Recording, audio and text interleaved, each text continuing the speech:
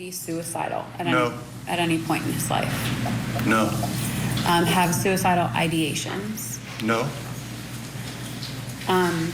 You testified yesterday that you didn't like to go to the farm very much, and you attributed that to your parents' relationship was one of those factors. Did you ever share that information with your dad? Yes. How did you do that? I wrote an email to him after he was in the hospital. I would say somewhere around May of 2018. And because it's my dad, it was easier for me to communicate what I needed to say in an email because I couldn't really get through it in person. And what is it that you communicated it to him? I told him why I don't come up there as much. Did he ever respond to you? Yeah. Yes. Did that response give you a glean into his state of mind at the time? Yes. How so? He told me that he was very depressed, and he said that each day with my mother was pretty much the worst day of his life versus the day before. Like every day was the worst day of his life. Chris, did you have anything to do with the murder of your father? No. Did you have anything to do with the concealment of your father and the grandfather of your children? No. That's all I have for you. Thank you.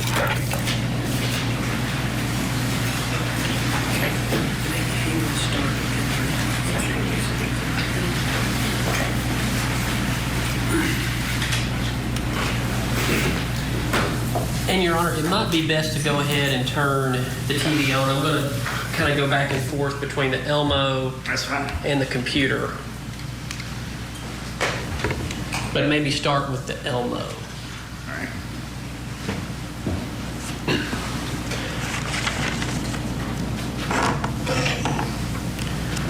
Good morning, Chris. My name is John Luke Weaver, and I, along with Michael Ray, represent your mother. I want to go back and you spoke at length about a lot of things yesterday, but I want to go into more detail on some of them. And first, I want to go kind of back to your childhood and more of the family dynamics between the brothers and the sisters growing up. So you're the oldest. You were born in 1979 or 1980? 1980. 1980. And then who was born second? My brother Scott. Okay, what year was he born? 1983. All right. And then what about Emily? Emily was born, I believe, in, would have been, I think 1989, I believe. I believe so. Okay, what about Amanda? She was born basically a year and a half later, so it would have had to have been 1990. It could have been 1988, 1989, or 1989, 1990. I should probably know that. So maybe your sister Amanda was born in 89, and Emily was born in 88 or 87? Possibly. Okay. All right. So you grew up in Hoover for the most part? Correct. And let's talk a little bit about the personalities of the kids growing up. So how would you say your personality was? How about, it's always, self-introspection is also often a very tough thing to do. So I'll ask you last. How about Amanda's growing up? Introvert, extrovert? Was she funny, not funny? Things like that. Very outgoing and great personality, very funny. All right. What about Emily? Emily was, I think, a little bit more reserved, but very smart, very witty, and just very, very kind. Okay. And how about Scott?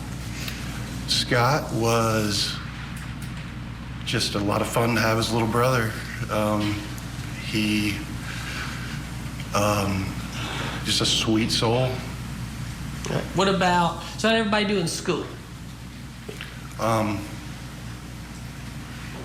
I did fairly well. I had my moments when I could have done better. My brother had a few issues. I'm not sure what that was. I wasn't, in the part of those discussions, but I think it was maybe some learning difficulties type thing, possibly. But I don't really know. My sisters, both, from what I understand, what I remember, did very well in school. All right. And what about behavioral growing up? Who was well behaved and maybe less well behaved? We were all very well behaved. Never got in trouble? We got in trouble. Anybody have, temper, any anger issues? Never. No. Not at all growing up. I don't remember that. No. You don't remember your brother having any anger issues and a short temper as a child? No. Okay. Do you remember? Scratch that. So you moved to Atlanta in 95? Correct. Alpharetta, roughly. Yes, sir. All right. And tell me what you remember about that move.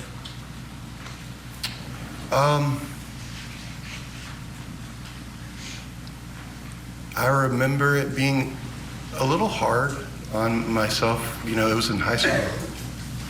But I was very excited. I loved Atlanta. I loved the Braves. I loved visiting Atlanta. So the move itself was very smooth. It was exciting. We were moving to a new home, and my dad was moving up in his career, and I remember being a good time.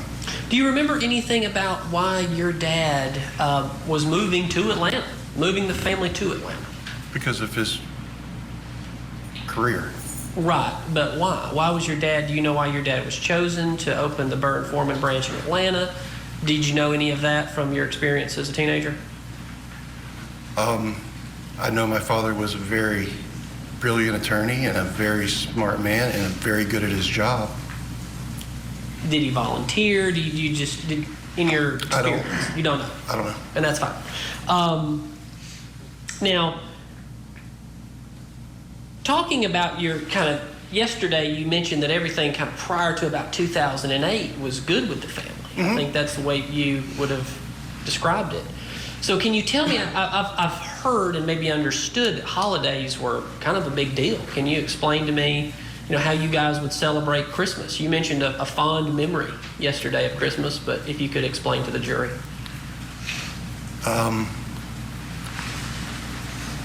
Everybody was always just happy, and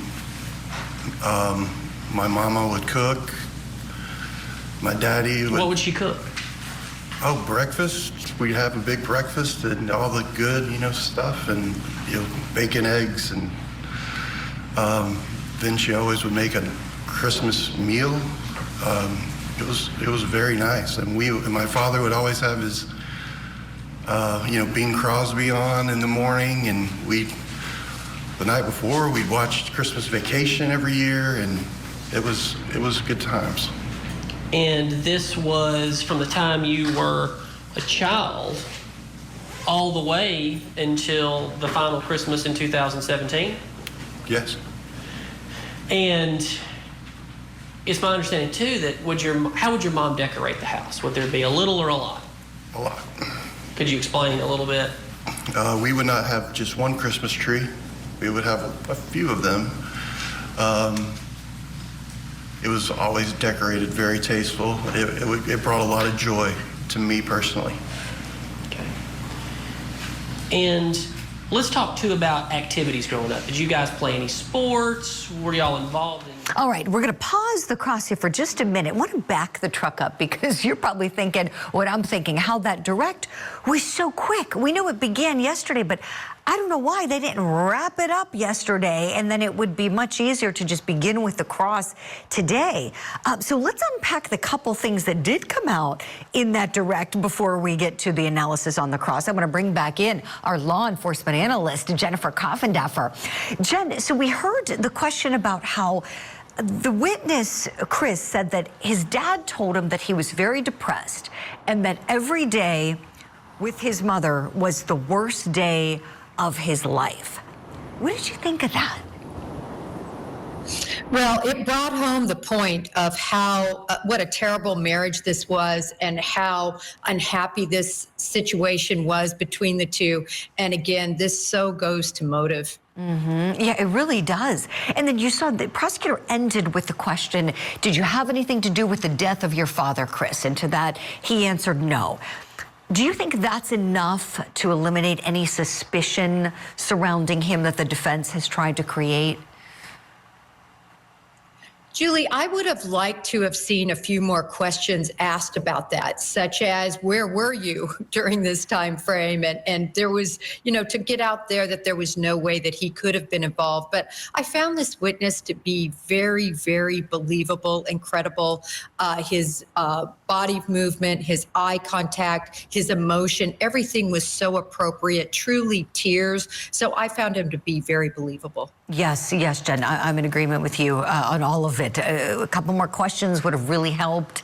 And then his demeanor's excellent. How about on the cross now, as we've gone into the start of the cross-examination? What do you think of his answers so far and the way he's conducting himself? Well, I'm sort of concerned about the questions. The defense really is almost making you feel very bad for this person and his family and the kids that have suffered this great loss.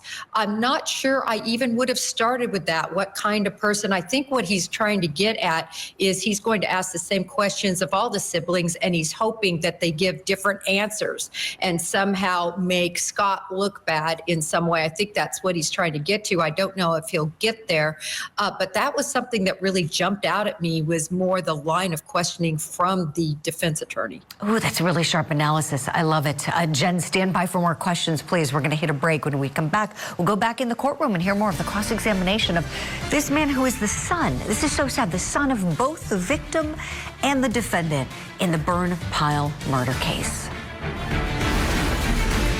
And now. Ms. Farris, what's your relationship with your family right now? Are you sorry that your husband is dead and no longer with us? No comment. Is there anything that you can share? Are you going to be taking the stand? This is your opportunity to share your story.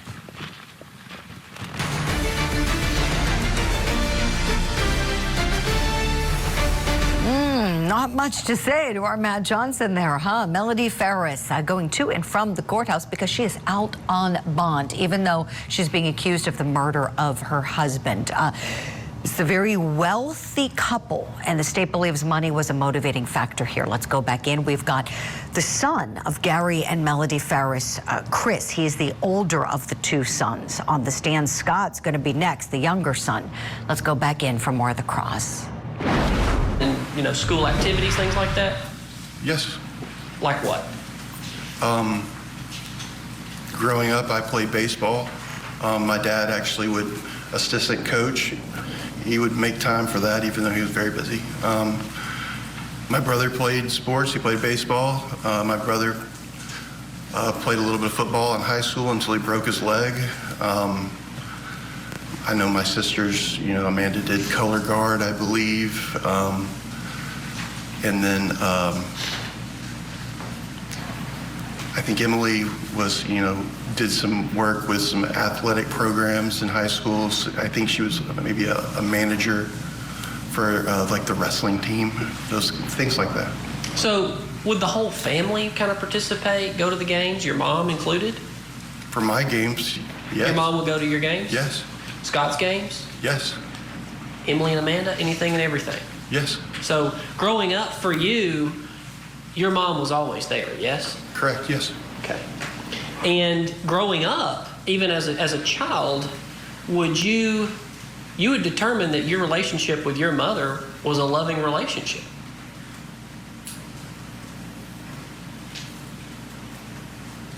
Take your time. I would say that's true. And you would also describe your relationship between your mother and your brother Scott as a loving relationship.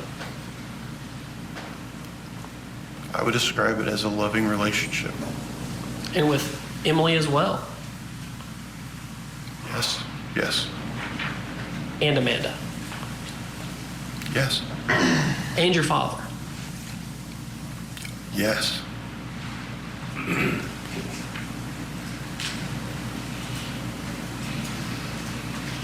So in the 1995 move, I want to ask this, and if you have any memory of anybody that moved over from Birmingham, the Birmingham office, to Atlanta with your father. I'm not sure if it was then, but I know that his secretary came over. Okay. Do you know her name? Oh, yeah. What's her name? Angela Phillips. Okay. So have you known her pretty much your whole life? Not my whole life, but I'd say majority of my life. Okay. Do you remember back then, did you ever spend any time with Angela? No. I mean, not other than maybe seeing my father at work, or if there was like a Christmas. I remember in high school after we moved to Atlanta, they would host the Christmas party for the firm actually at my parents' house, and I remember her kind of being involved in getting food there for it and somewhat, but you know, that's been so long ago. But no, not like a lot of time, no. Okay. So I'm going to ask this question, and I just want you to kind of tell me when you found out. But yesterday you testified that you started knowing there were troubles with your parents' marriage in the fall of 2008.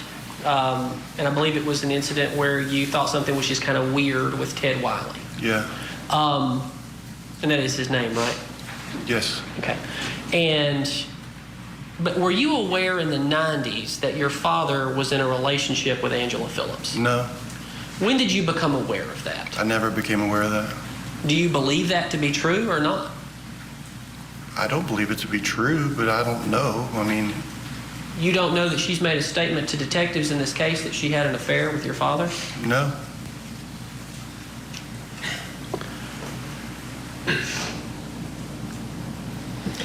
So let's move into kind of the mid-2000s. Let's talk about where everybody, as we've moved into adulthood, you're in your early mid-20s, and then your younger sisters are still kind of in their teens, and your brother, he's also in his mid-20s. Let's talk about where everybody went in their lives. So where did you go, and what kind of work did you move into, and when did you get married? Okay, so what this attorney is getting at, he's trying to get at whether or not the son here knew about dad's affair. Because remember, it's no secret, this couple was living under the same roof, but living separate lives, both involved with other people during the course of their marriage. And we definitely know that the defendant had a boyfriend at the time that the victim was killed. We'll hit a break. We'll get you back in live after this. We want to understand the mindset behind your actions in this case. Tell me, why are you here? She needed payback. Payback with her life?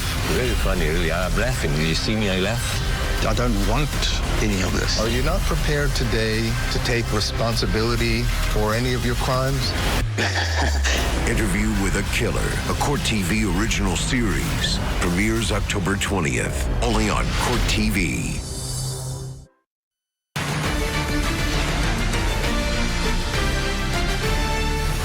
Welcome back to Court TV Live. I'm Julie Grant. Let's get you back in the courtroom in Georgia. We've got a really unique situation here, and this is going to be the case today, throughout the day. We've got the son of both the victim and the defendant on the stand, and then his brother is going to be up next. Let's go in together live. I got married in June 2004 to Kendall Lee. She was pregnant, and we moved to Maine. I eventually... What line of work were you in at the time? Here or in Maine? Either one, both. When I went to Maine, I actually worked for L.L. Bean. I worked as in their returns processing center as I don't even remember really what it was, but like a technician, kind of like processing returns. We had a team, and this is a catalog company, you know, and so there's a lot of mail mail order. So when people return things, we process them, that kind of thing. Okay. So I do want to kind of go back in time. So this is about 2004, so you'd be about 24-ish by that point. But let's go back in time more towards 1998, 1999. That would have been you when you went to college, yes? Correct. All right. And you went to the University of Alabama? Yes. Did you graduate? No, sir. All right. Why not? I didn't do as well as I should have, and basically, eventually, my parents told me I need to come home. Okay. I also... It was your father who told you to come home, yes? I don't remember which one, but I mean, he would have, I assume so. Well, I'm asking for your memory. When he told you, could you tell he was disappointed in you? Oh, yes. And how did you know that? I don't remember specifically. Okay. I just kind of remember the feeling of that, dealing with that. And how did you deal with that?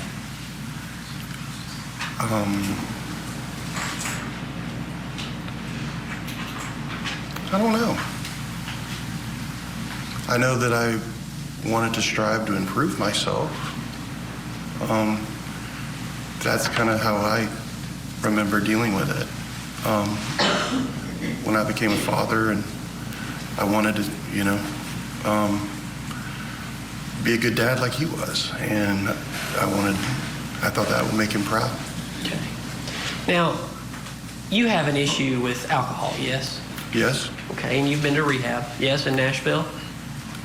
Well, I went to rehab first in North Georgia and then continued my treatment in Nashville. Okay. Were you already struggling with addiction back then? No. Okay. So you move up to Maine and work for LL Bean. How long were you up there? Right at 3 years. So from 04 to 07. Mm-hmm. And why did you come back in 07? My wife and I had made the decision to move back to Atlanta. And this is Kendall Lee, not Jenna, correct? Right, Kendall Lee. In the process of that move, we had to sell the house in Maine. Kendall Lee had come down here to go ahead and get the girl they wanted to enroll them in school.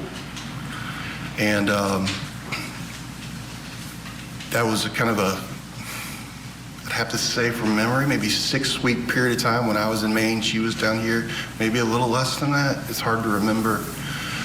During that time, my grandmother actually suffered, I believe, a heart attack and had to have open heart surgery. This was about 2007. Correct. And let me stop you right there real quick, because you brought that up, your grandmother. She had a number of years, and she subsequently passed, correct? Correct. And this is your mother's mother. Mm-hmm. What was her name? Kay Walker. Kay Walker, okay. So Miss Walker, she had heart surgery in about 2007, 2008. You mentioned earlier yesterday that your mother would go and stay gone kind of in the late 2000s for months at a time. But it's... All right, so this cross is not ending anytime soon. We can tell this is going to be quite robust as he's digging deep pieces of information, this young man's personal life. We want to hit pause for just a moment. I want to bring in our law enforcement analyst for this hour, Jennifer Coffindeffer, to get some final thoughts before I know we have to let you go. Jen, what do you think here? Is this defense attorney making any headway? I love the point you made earlier about how you said you think that he's asking all these questions maybe to try to find some contradictions later with the questioning of other relatives. Yes, I think that. And also, you can hear him just sort of, the addiction, didn't you know about the affair? All these sort of negative jabs coming in. And remember, the only information he has is from his defendant. So I believe that this is sort of the narrative that she's sort of sown, maybe to make this individual, her son, seem not as reliable of a witness by bringing up some of these points. But I think we have to be very careful with that. The defense attorney should be, Julie, because I'm starting to feel that sense of, I feel bad for this individual that the light is being shined on him in any way when we're talking about the murder of his father.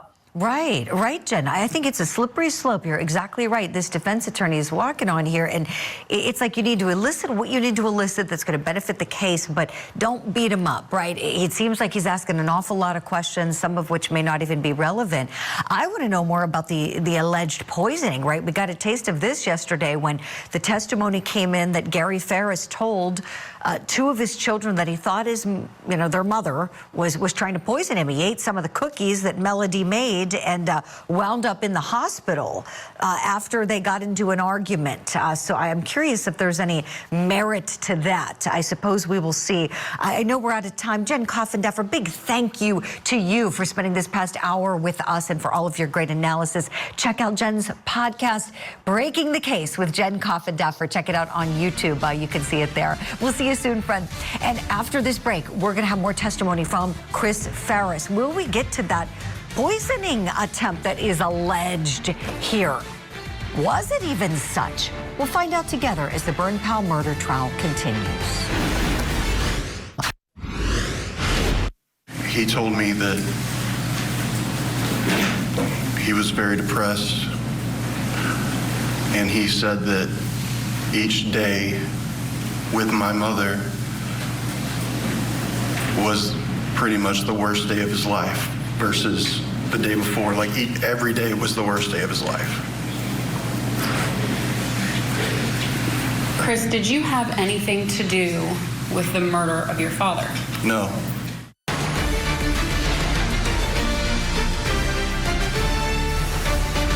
Phil, for this witness on the stand. He is the son of both the victim and the defendant in the Burn Powell murder trial in Georgia. His name is Chris. He is the older of the two sons. We're going to hear from Scott, the younger son, a little bit later today. And we know the defense team is trying to paint a picture, a questionable picture, especially around the son Scott, as to whether or not the boys had any involvement in the death of their father. Now, we know mom is the accused, Melody Farris, 64 years old. There she is today in the courtroom on trial. What is this like for her, having one of her kids up there as a witness against her in this case?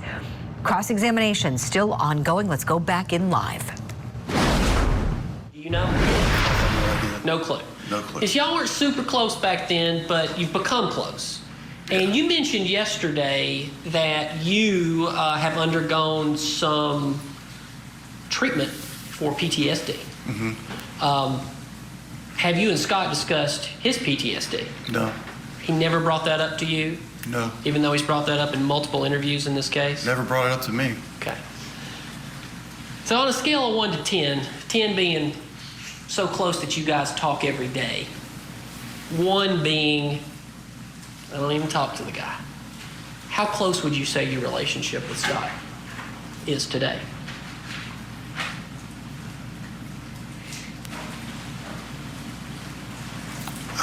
So 10 being like we're talk every day. Talk every day. I'd say about a 7 point. I'd say a 7. 7, not a 7.57. 7, yeah. Okay, all right. And how about in 2015? 2015. Oh, I'd say about 2015. I'd say about a 5. About a 5. 4. So, You know, it's hard for me to really. I'd have to think about that for a long time to really give a. You know, what I think would. You know, give the answer that would say how close we were. But I would say about a 5. about a 5. So closer now. Oh, yeah. Okay. All right. So back in 2000, just real quickly at the wedding, you said after the wedding of Emily, y'all went to brunch or breakfast the next morning. Mm-hmm. And that's when your dad allegedly said that that's the last time she's going to embarrass me. I believe those are the words you used. Yes, sir. And who was at that breakfast? Jenna. Who else? Scott. Scott. But your mom was there too. No. Everybody was at this breakfast together. No. And it was a breakfast, not a brunch. No. Everybody but Emily. No. It was me, Scott, Jenna, and my father. It was at the hotel, was it not? What hotel did you stay at? I stayed at the Cool Springs. It's a loft hotel. My father stayed at the Embassy Suites. Right. That's where everybody stayed. No, my mother did not stay there. My mother did not stay with my father. You have no proof of that. I mean, do I have like a video evidence that shows? Like, you just have no proof. You're just saying this to the jury. I have proof of what I know, but what do you mean by proof? Any evidence to the contrary? Like, any evidence? You got no evidence, pictures, photos, anything? no, I don't know how I would have that. All right. So let's go back to, you've been to rehab, you've had a number of issues. When would you say your substance abuse was at its highest? When the day I went to treatment. When was that? April, I think 10th of 2021. 2021. So how about back in the mid-teens, around 2015, 16, 17, 18? You drinking then? Yeah. Pretty regularly? Yeah. All right. And the reason I bring that up, and I'm not sitting here just trying to, everybody's got problems in their life, and I understand that. But you made a point yesterday to talk about the fact, I believe, and the date is right around the 4th of July, 2017, that you got into an altercation with your mother, where your mother would not let your girls leave with you, and she swiped at you. You remember that distinctly. But you also remember you were going to a Braves game, were you not?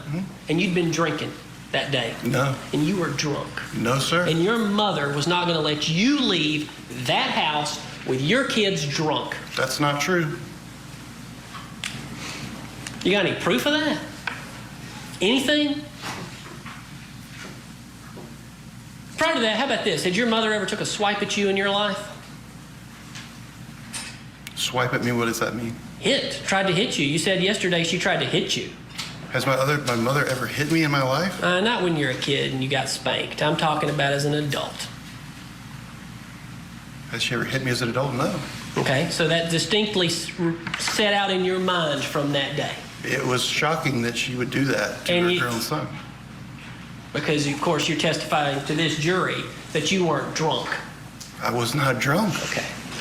And you ultimately told her, I believe the words you used was something to the effect of, I can't wait till you're in a pine box.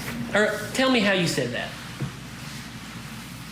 I think I said, the next time I see you, you'll be in a pine box because I'm not going to talk to you again for the rest of your life. All right, and Ella and Addison were standing right there. You said that right in front of them to their grandma, who they loved more than anything. I think the girls were inside the house. All right, but the girls continued to go up there, even in that time y'all weren't talking, yes? Whenever? No? Mm-mm. Not the time when we were not talking. They weren't here. They went back to Maine. Yeah. All right, but in all reality, in that time period, after you and Kendall Lee separated, every single summer, those kids would come down here and immediately you would take them and dump them off at your grandmother's house. Or at your mother's house, their grandmother's house, grandma. I wouldn't really phrase it like that. Well, then you phrase it the way you want to. My kids love going to the farm. They wanted to go there, but it wasn't an immediate thing because Grandma would take them shopping. They're teenage girls. Okay. That was a big influence in them immediately wanting to spend time with her, and she also wanted to immediately spend time with them. Well, let's do this. So, I'm trying, everybody that I ever cross-examine just knows that I just bounce around, and everybody I talk to in my life, and I'm trying to go as chronologically as possible. I'm going to go forward in time 1 year. Okay. On July the 4th, 2018, did you not testify yesterday that you just wanted to get Addison up there because you had a party going on? There was a party going on back at your condo in Buckhead, and you just needed to, Mom, meet me on 400 somewhere. Is that not what happened? Well, what happened was, as far as efficiency and time management and gas money and things like that, like, it made more sense. She's driving back from Lake Lanier. I'm coming up 400. Why not meet here instead of going all the way west? It didn't make any sense to me at the time. Because you wanted to get back to your party. You said your friends were there. You were having a party at the pool. Sure, yeah. Yeah. I would rather be hanging out with my friends than sitting in a car. Than hanging out with your daughter on a holiday.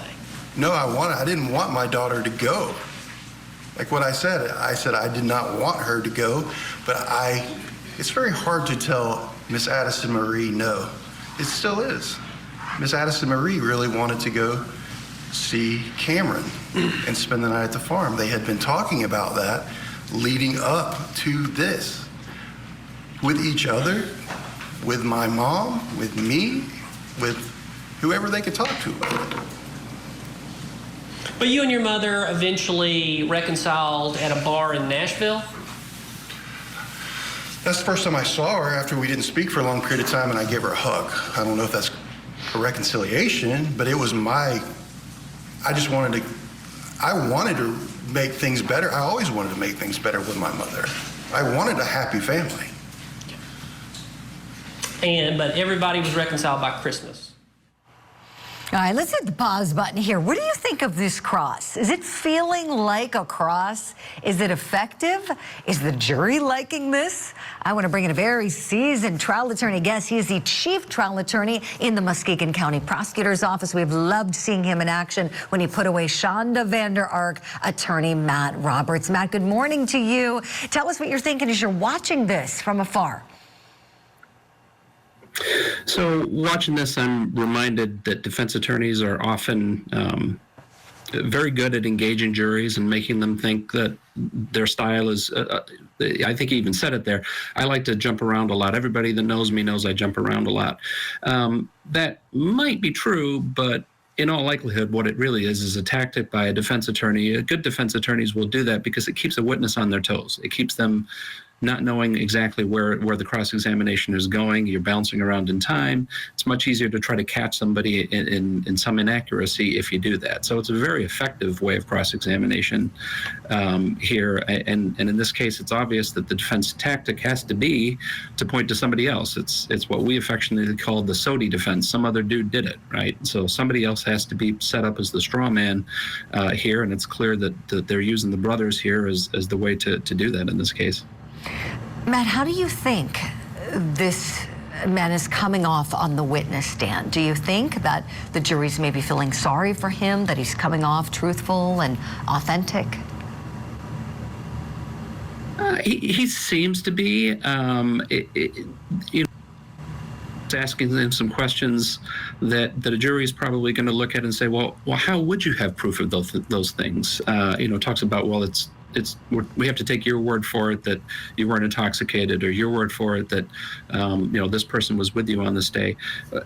In the moment, that you're not thinking that at some point you'll have to prove these things to anybody else, so you're not going to have that proof. And my sense is a jury is going to look at some of those questions and go, why would you expect that he would have those things?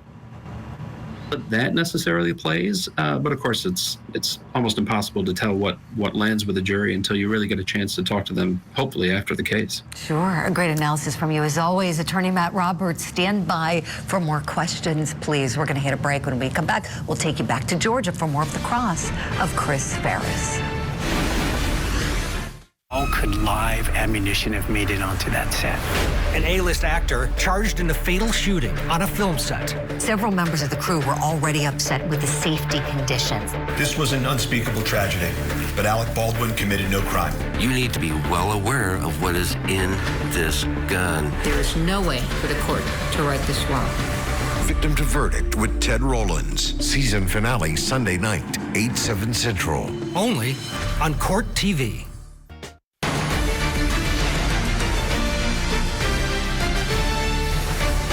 Court TV Live, let's get you back in the courtroom in Georgia. We're watching the cross-examination of Chris Farris. He's in a really unique and heartbreaking position, being the son of both the victim and the defendant. He's been crossed by his mom's attorney. Let's go back in. Went up where? 2017? To the farm? Excuse me, went to the farm for Christmas of 2017. Yeah, Oh, yeah. So everything was good by 2017 Christmas? I remember it being good. Okay. Your mother had forgiven you for wanting her dead. I'd never wanted my mother dead. You said that. I did not say that. I said the next time I see her, basically, I'm not going to talk to you anymore. It's a big difference. All right. Let's talk about your father's spells. Now, you mentioned you never saw the spells. No, sir. But you knew about them from Scott, yes? I knew about them from my mother and Scott and my sisters, and I think even maybe a little bit from my dad, even though he knew how much I worried about him, and he would kind of keep things. He didn't want me to worry. He knew I had kids, and So you had, multiple interviews in this case, all the way through 2020 with Detective Hayes and Detective Kuykendall.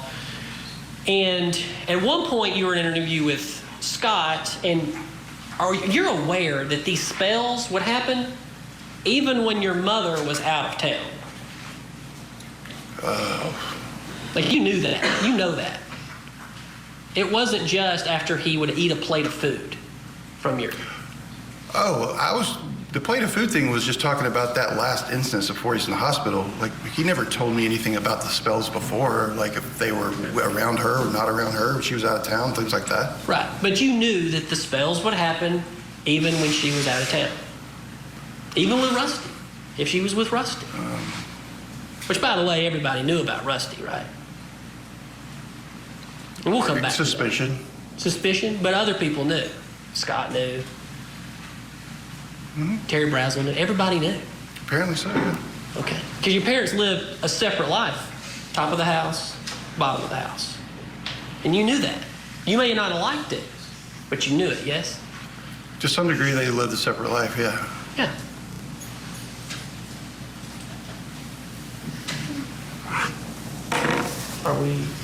You got any objections? I do want to talk about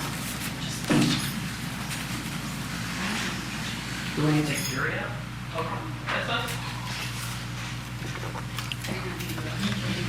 This is the part where they just... Well, I just did that because that's all it cares. Right. Okay. Judge, he's about to introduce an exhibit. I don't have an issue with the content, but I wanted to bring up a little bit. We should do this outside the presence of the jury. Thank you, Judge.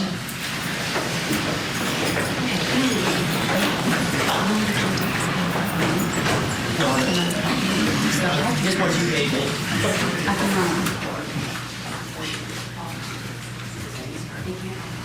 Are you putting this in for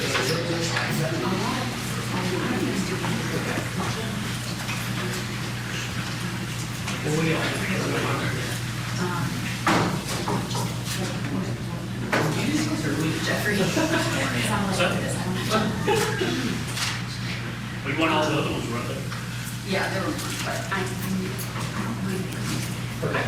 I'm not really getting into that. We're just... I know, but I don't want them to have us in the back and be like, We need to identify the you know what I mean? Like, it can't just be like.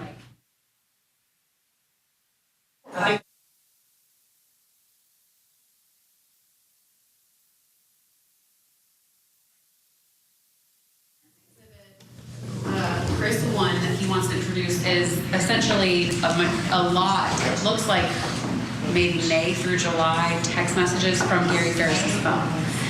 I do not have a problem with the content. The only issue is the format of this report doesn't have contact names, and so the jury will not have context for most of these conversations.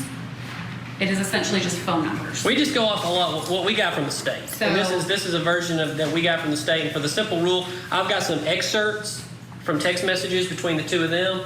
And just for the rule of completeness, we just took that and printed it out to put it as exhibit. and my issue is there's like, for example, there's a text where it says, quote, gun. It's in a group chat that he's in with work people.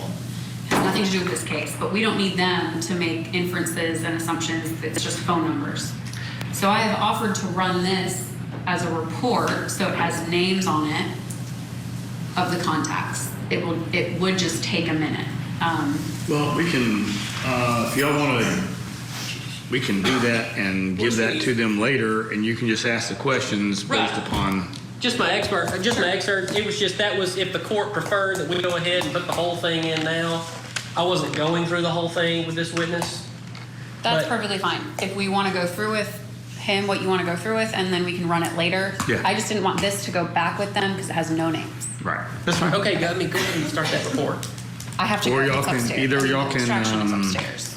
if y'all want to And I mark need- them, mark the names, either do your report, or if y'all want to. I think the report may be easier. It would, and especially if it's if it's all of the messages, the format will be much more readable. Okay. I do not mind doing that. I will just need to, let me write down these dates. Yeah, we'll, Sorry, this is your pen. you can go ahead and do the questions with them now, and then we can supplement it, and we can, I'll be happy to explain that to them later. Make sure I'm doing, is this April 20th, 2018 through the incident date? Yes, ma'am. April 20th, thank you. Well, we might as well take anything else we take up, we might as well take a short break since it's after 10 and they're already back there. Okay, so the jury's going to have a quick break before they get to see these text messages that are between Gary Farris, the victim, the prominent Atlanta lawyer who was murdered, and his son, Christopher, who's on the stand right now. Let me bring back in for some analysis the chief trial attorney in Muskegon County Prosecutor's Office, Matt Roberts. Matt, tell me, we're a little further along in the cross. It's still going. Do you think this attorney is being effective with the jury, or do you think he's pushing it a little too hard with the witness? I wouldn't say I think he's pushing it too hard at this point, just from what I've seen. Obviously, you have to be sensitive to the fact that we're dealing with a witness here whose father has been killed, the mother's on trial, the brother is, being implied as being involved here. So you have to walk a fine line here. But he seems to be coming across very affable, very likable, and engaging. So I wouldn't say he's pushed it too far yet, but it's a pretty easy line to cross. If you keep going too far with it, the jury can start to get that sympathy, especially if you start to go over areas that you've already covered, and just things where a jury would say, why would this witness know that, or why would they have that, or do those things? So he might be getting there, but I think he's doing fine so far. Yeah, I wonder, this jury may be really attached to this witness because, as you know, Matt, he started up his testimony yesterday. He was up there for a good portion of the afternoon. It was very emotional at times. And so there may be a little bit of an attachment for him. Have you seen that sometimes with jurors when they start to really feel for a witness, especially one like this man who's been victimized in this case?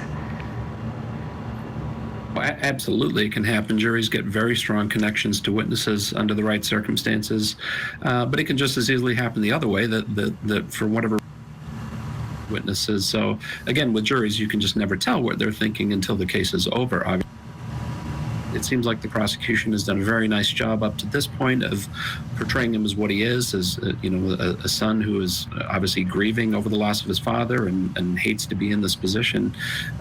So it wouldn't be surprising at all if the jury connects with him, and that a lot of what the defense is trying to do here ultimately falls flat.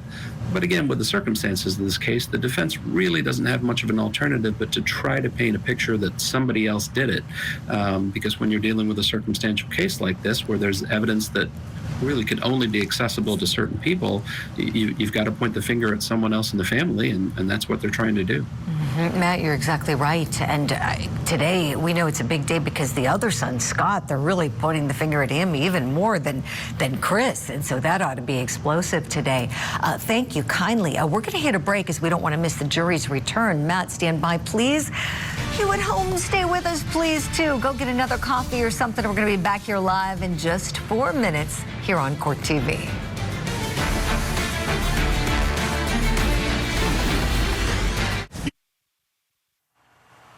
Georgia, covering the burn pile murder trial. This is Court TV, your front row seat to justice.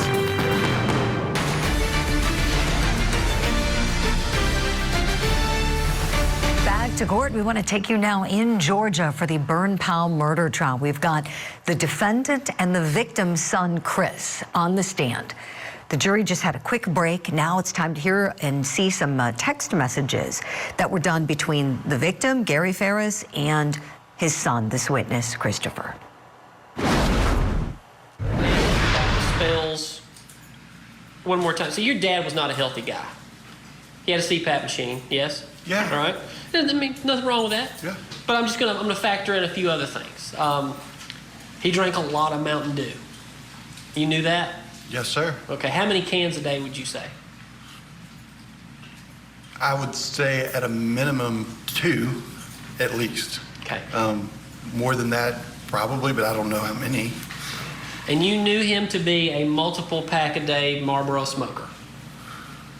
Multiple, I don't know, but I would say he smoked frequently. Okay. Well, this jury has seen a picture of a trash can that was full of nothing but Mountain Dew and cigarettes. Sure. Okay. So you wouldn't describe him as the picture of health. No, sir. Okay. So it's reasonable that he could be having some health issues based on these spells. Sure. I mean, that's what I initially thought they were from. Okay. I want to talk to you now about, so kind of generally the summer of 2018 and before we get to the condo trip down in Gulf Shores. Okay. But I want to talk about your access to your father's money. You said yesterday you had a credit card and his credit card number. Yeah. All right. And you said something to the effect of, I had his credit card number and I used it and he'd get mad about it. Mm-hmm. All right. And so I want to show you what is now being marked as Chris 2. Okay. And I would ask to admit that over, no objection. That's Chris 2. All right. And okay.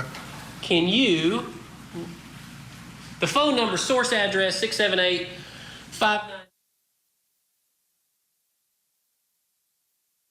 Right. And then your phone number was 40. Right? So that's from your dad to you. And this is on June the 12th of 2018. He sends you this message that says, what? Your stealing money is out of control. I will change my accounts tomorrow.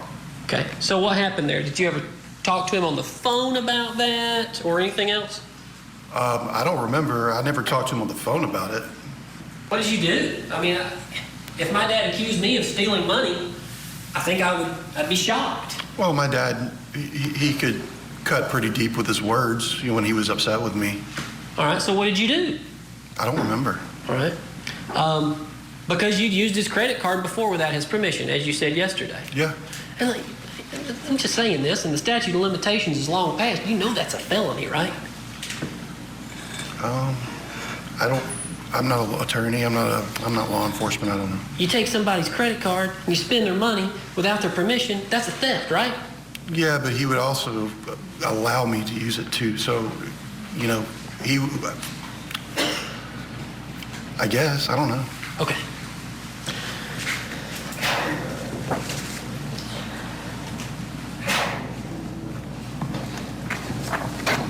And you have no objection? No.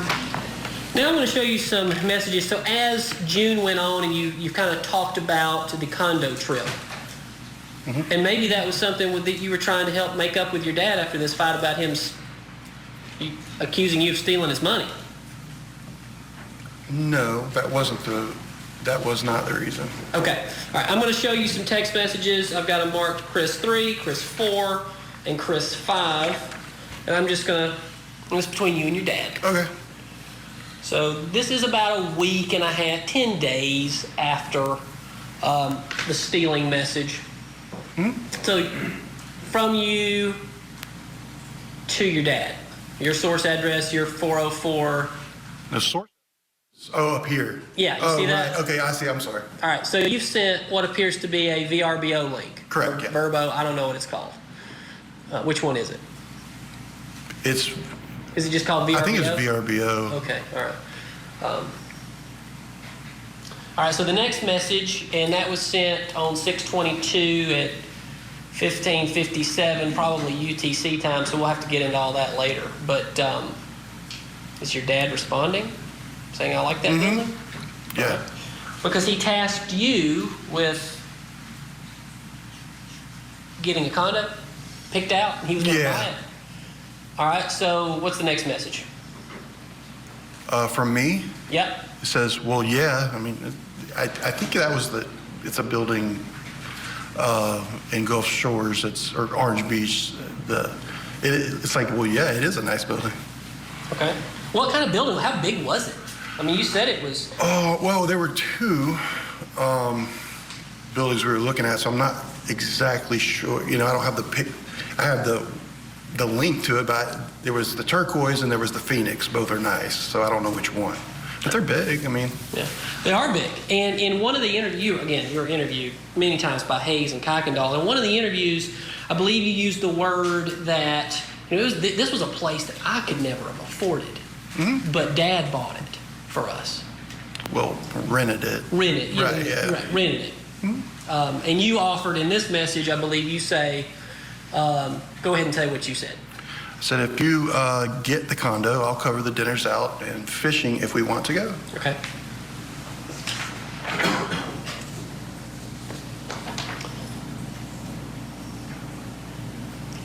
Starting at the top. This one, I believe, maybe it was a picture or something that didn't come through, and it's a blank, so I'll move down. And you say, it's you saying, I can look at other condos? Does that look like? Yeah. Okay. And this, Your Honor, would be Chris 4. Any more thoughts on the beach? That's you to your dad? Yeah, source, yeah. Okay, so had that kind of conversation gone dark, because this appears to be 6/26, so 4 days after. Like you and your dad hadn't talked about it, he hadn't brought it up to you? Sure. You know, my dad's a very busy man, so it wasn't weird for him not to get back to me on certain things. Okay. And it looks like, I guess he didn't respond. And then you say, that's from you, right? Any other thoughts on going to the Gulf? Yeah. Okay.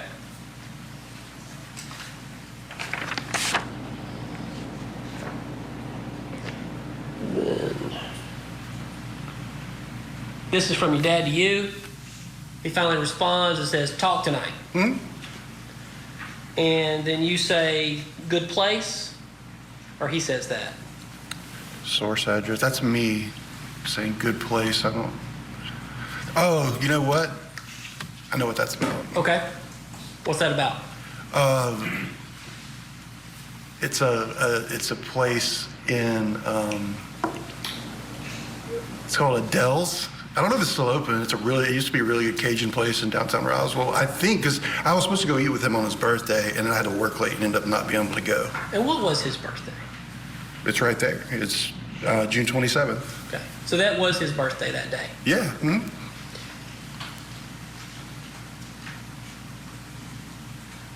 this is your dad saying, I didn't have a chance to look at any more condos, or is that you? To your dad? That's me.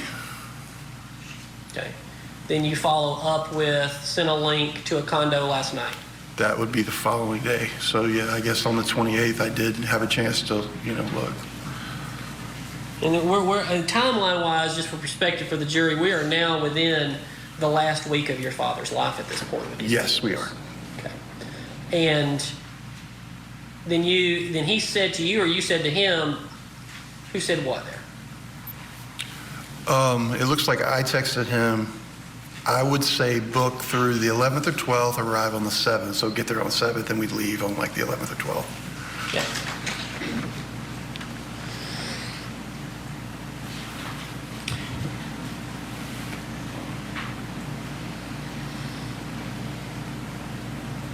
So this is again a message from you to your dad. Could you read it?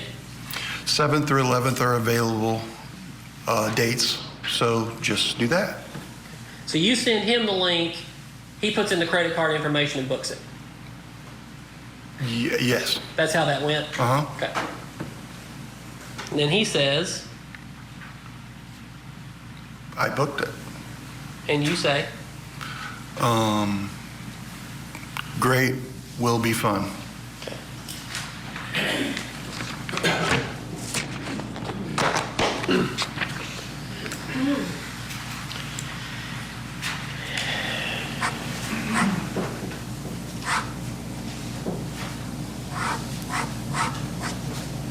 You would, of all the children, you would use your father's money the most, would you not?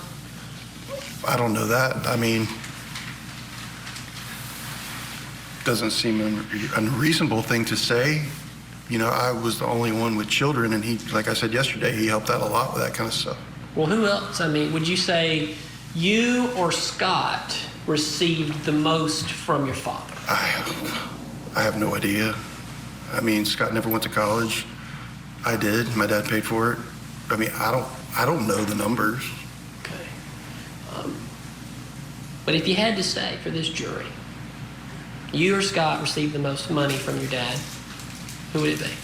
I don't know.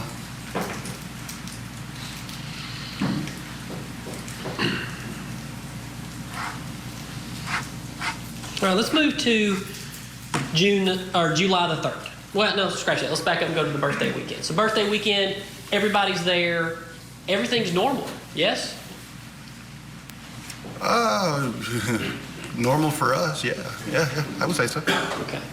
And, you know, you say normal for us. Y'all are, it has been used. The defense attorney painting a picture of money being a motivating factor, kind of flipping the script, so to speak, because we know that's what the state is alleging with this witness's mom, Melody, that she had a money motive to kill his father. And now you see the defense attorney really digging in on who got the most financial benefit from dad. He even accused him of stealing from his dad. Stay with us. We're going to find out where this cross goes in a couple of minutes. We want to understand the mindset behind your actions in this case. Tell me, why are you here? She needed payback. Payback with her life? Very funny, really. I'm laughing. Did you see me? I laugh. I don't want any of this. Are you not prepared today to take responsibility for any of your crimes? Interview with a Killer, a Court TV original series. Premieres October 20th, only on Court TV.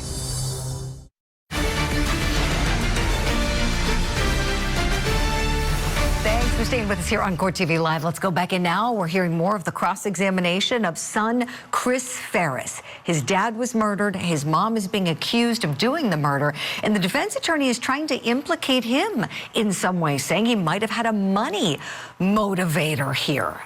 Pointed out he was caught stealing money from his dad. Let's go back in. Ferris wheel. Have you ever heard that phrase? No. The drama of the Ferris wheel. No. You've never heard that? No, sir. Well, you've heard it now. So why was it not normal for you then that weekend? What do you mean? You said it was normal for us, but not normal.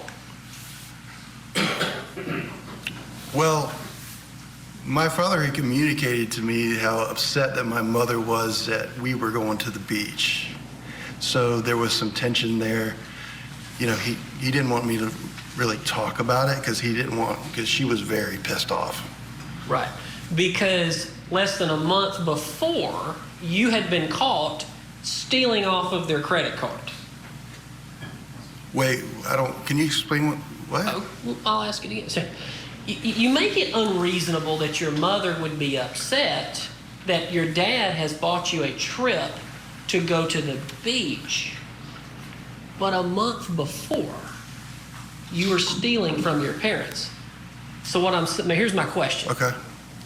It's not unreasonable for your mother to be agitated at that point. Well, I think what was kind of funny to me was I talked to my mother about it, and she never said anything to me about my dad wanted her to go. I wanted my mom to go. Well, kind of. I wanted my mom to go because my dad wanted my mom to go so badly. He said, you know, we've been through all this, I still love her. And I asked my mother, I said, hey, we're gonna just come on, you know? And she's like, well, I've got stuff to do. She never said, no, I'm not going because you stole money from us. She never said that to me. She never said that to you? Right. But that's a reasonable thought. I guess it could be reasonable. I mean, Yes? guess what? It's reasonable? I guess a certain person maybe could think it's reasonable. I'll give you that. Okay.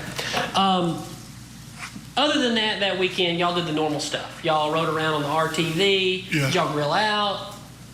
My brother smoked some barbecue. Yeah? Birthday cake? I'm sure yeah, my dad was a big fan of caramel cake. Yeah, there's probably one involved. Grandma cooked a big spread? I think she made the side items. Good side on the coleslaw, things like that?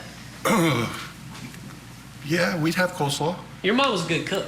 Oh, absolutely. Okay.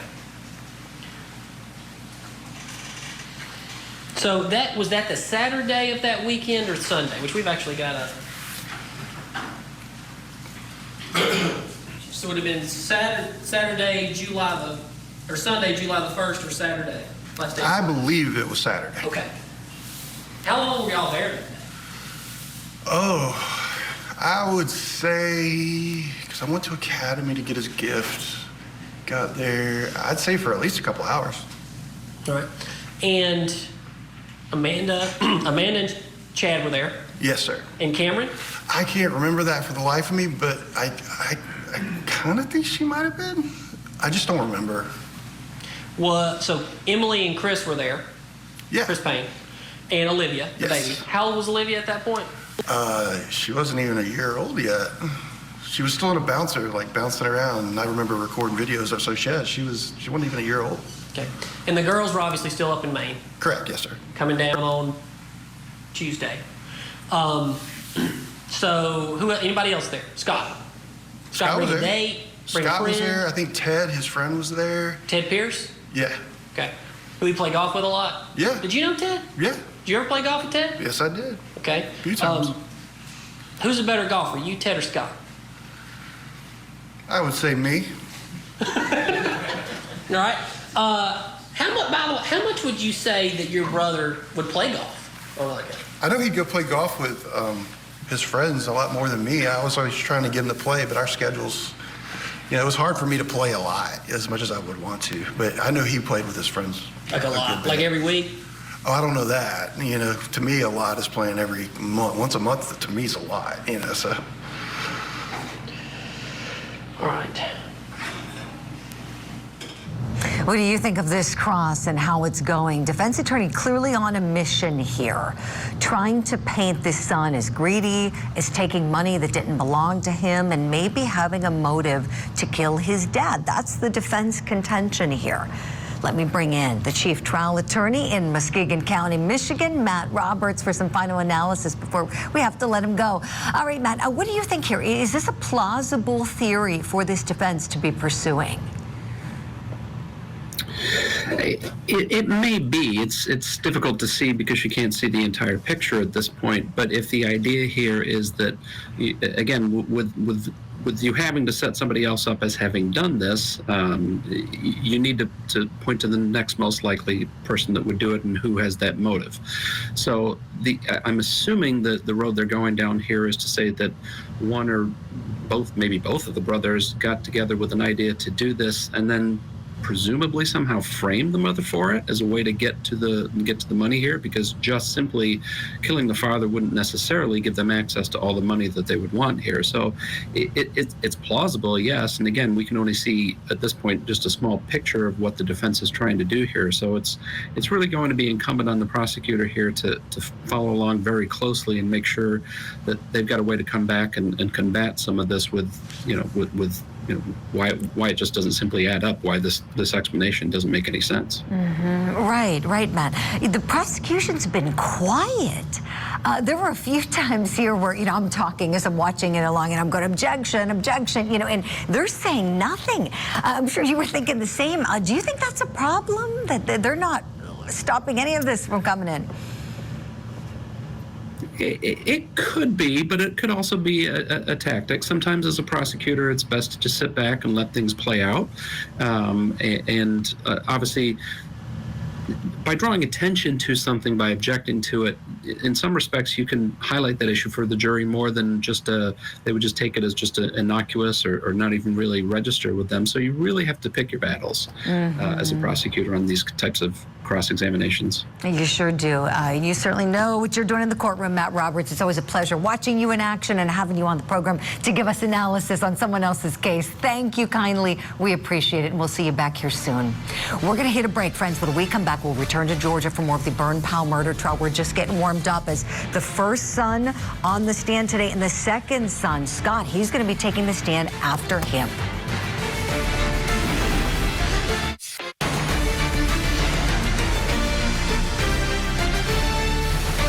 Back to Court TV Live. I'm Ted Rollins. Good to be with you on this Thursday. Big day here. Testimony continues in the Burn Powell murder trial for Melody Farris in Georgia. She's accused of killing her husband, Gary. Prosecutors say she shot Gary, then burned his body in a fire on a big burn pile on their massive Georgia property. The defense says there's no way she could have pulled this off. He was a 300-pounder, plus too many unanswered questions, including the fact that the murder weapon is missing. Let's go back into the court now on the stand. Huge witness. The defense is cross-examining the defendant's and the victim's son, Christopher Farris.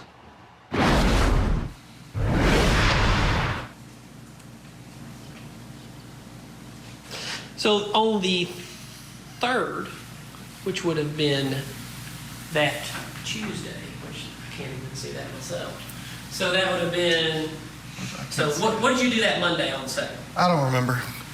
It was a holiday week, so I don't remember if I worked or what. I don't remember. All right. So the 3rd, that was when you went to Hartsville-Jackson to pick up your daughters. That is correct. Okay. Yes, sir. And what time was that flight? Well, flights that leave Maine usually leave at like 6 a.m. in the morning. Sometimes they get delayed, but they're usually about 6 a.m. 6 a.m.? Yeah. So what time did they get to Atlanta at what time? They would land. I would have to go in through security, depending on. It would probably be between around 9 a.m. Okay. And you basically already said that there was kind of a plan that the girls were going to split up and go in kind of their own, one to hang out with Cameron. Who was going to hang out with Cameron? That was going to be Addison? Yes. Okay. And then Ella was going to go hang out with Emma. Who was Terry Brazel's daughter. Correct. Is Terry Brazel's daughter. Yes, sir. Okay. But over at his ex's house in Cumming. Well, that's where I dropped her off. She was a horse trainer, and they had this facility somewhere over there, and she was all really excited to go. Like, they were gonna have a sleepover at the facility and ride horses. Yeah. So you took her up there? I did. Like as soon as y'all landed? No. Okay. Where was it? Did Addison drive up there with you to drop her off, or did you leave her with Jenna? No, she rode with me. Jenna was at work that day. Okay. So, refresh. You've been testifying now for a while. Yes, sir. So let's make sure we can get our timelines right. What did you do next after you dropped her off?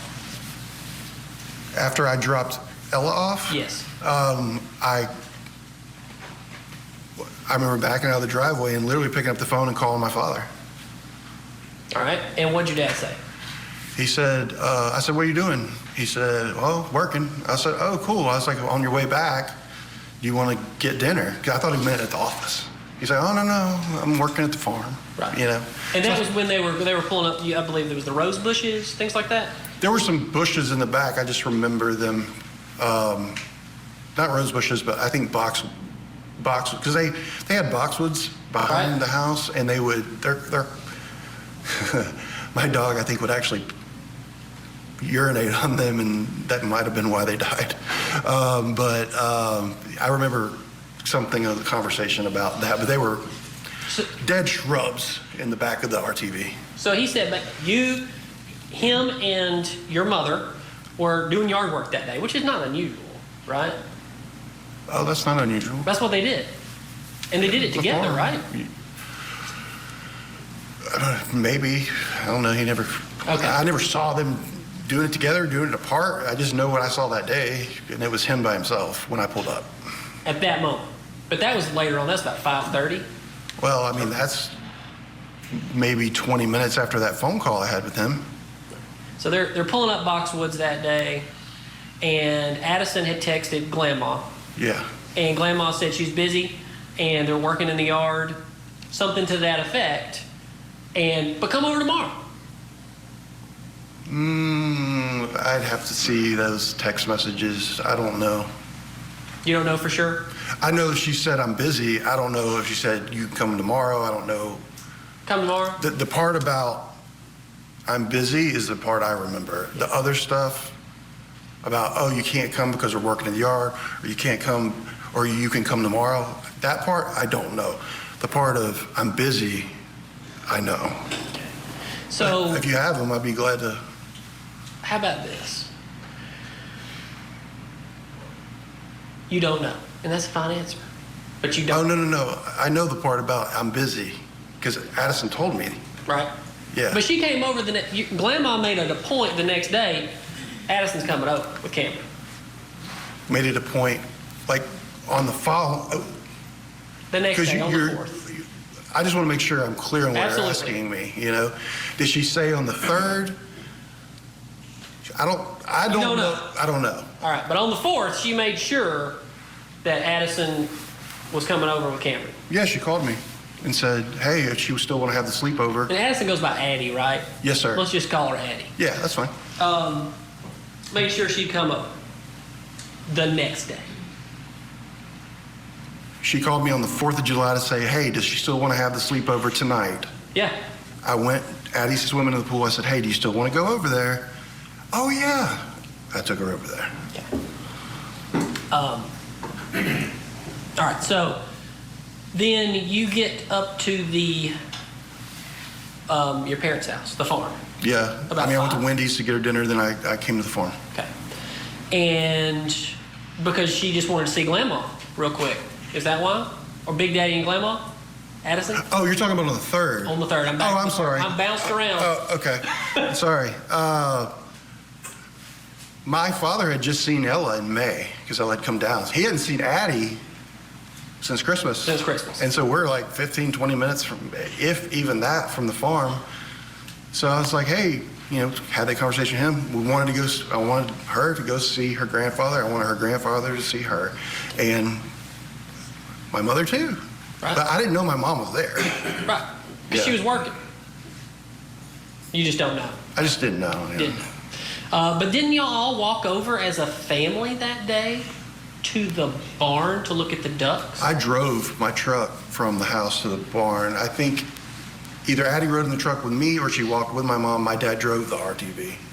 But yeah, we all went from the house to the barn to look at the ducks. But everything seemed perfectly normal that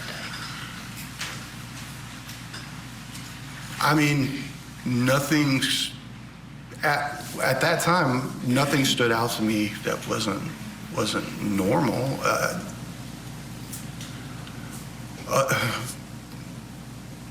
There was one thing that seemed not normal. Go ahead. Well, anytime my daughters asked my mom to come over there to spend the night or anything, she would jump at the opportunity to have that. And this time, she said, no, I'm busy. And that just was that had never happened before. I'd almost have to tell my mom, hey, back off. I want to spend some time with my kids. And that's no bitch. That's great. She loved my children. My children loved her. I loved that, loved that. But working in the yard and it was hot that day, yes? Oh, yeah, it was hot. Hot that day. It's not unreasonable for someone to say, we'll do it tomorrow. I'm doing yard work today. That is not an unreasonable thing to say. It's not. It wouldn't be an unreasonable thing for me to say, This is just your interpretation. Right. After years and everything that's happened. So let's do this. You were never, really no one was ever asked until about 2019, 2020, what your dad was wearing that day. Mm-hmm. What was the last thing? You remember finally somebody asked you, what was your dad wearing? Yeah. What was your dad wearing? My dad, when he would work in the yard, would wear, or when I say the yard, it's a farm, okay? So it's not like mowing the grass. There's things to do. He would wear long pants, almost like cargo pants. You like the type you get it like. Not Carhartt, but just cargo. Cargo. Okay. I don't know what brand, but you know, outdoorish wear. And then I just remember him wearing like it wasn't a t-shirt, it was like almost, you know those fishing shirts that. Like a Huck shirt, something like that? Yeah, it wasn't a Huck shirt, but I would have known if it was a Huck shirt. I like Huck shirts, but it wasn't, maybe like a Columbia type. Something like that? Yes, sir. PFG, some kind of shirt like that? Yeah, yes, sir. Okay. And what was your mom wearing? I don't remember really. See, you know, when you're thinking about these things back and forth and people are asking you, try to remember. You want to know something? Nobody's ever asked you. Nobody's ever asked you or anybody what your mother was wearing that day. I think somebody asked me that. Well, what was she wearing? Well, I don't really remember. Okay. And so what was your last memory and interaction with your father?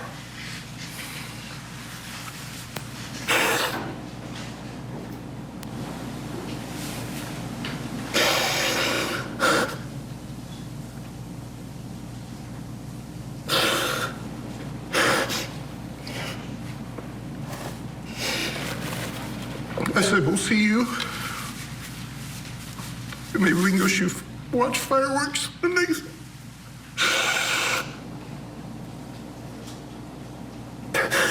I'm sorry. Take your time.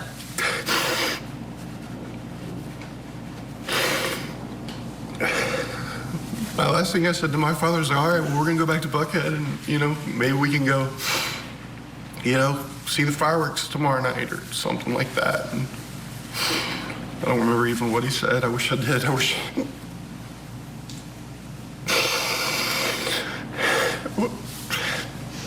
That's all I remember. But you do remember he was preparing a burn pile. A large burn pile. Oh yeah, he told me he was. He's like, I'm getting that ready to burn, you know. I said, when are you gonna burn it? You know, tomorrow.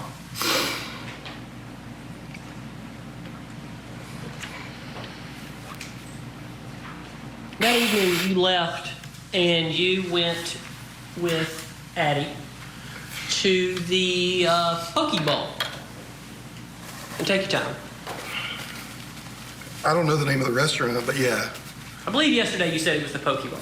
It's a Poke Bowl restaurant. Oh, okay. But it you know, it could be Poke Fin, Poke what, I don't remember the And you exact paid in name. cash? I either paid or Jenna paid or Jenna was with us. I might have paid in cash, I don't remember. And are you still married to Jenna? No.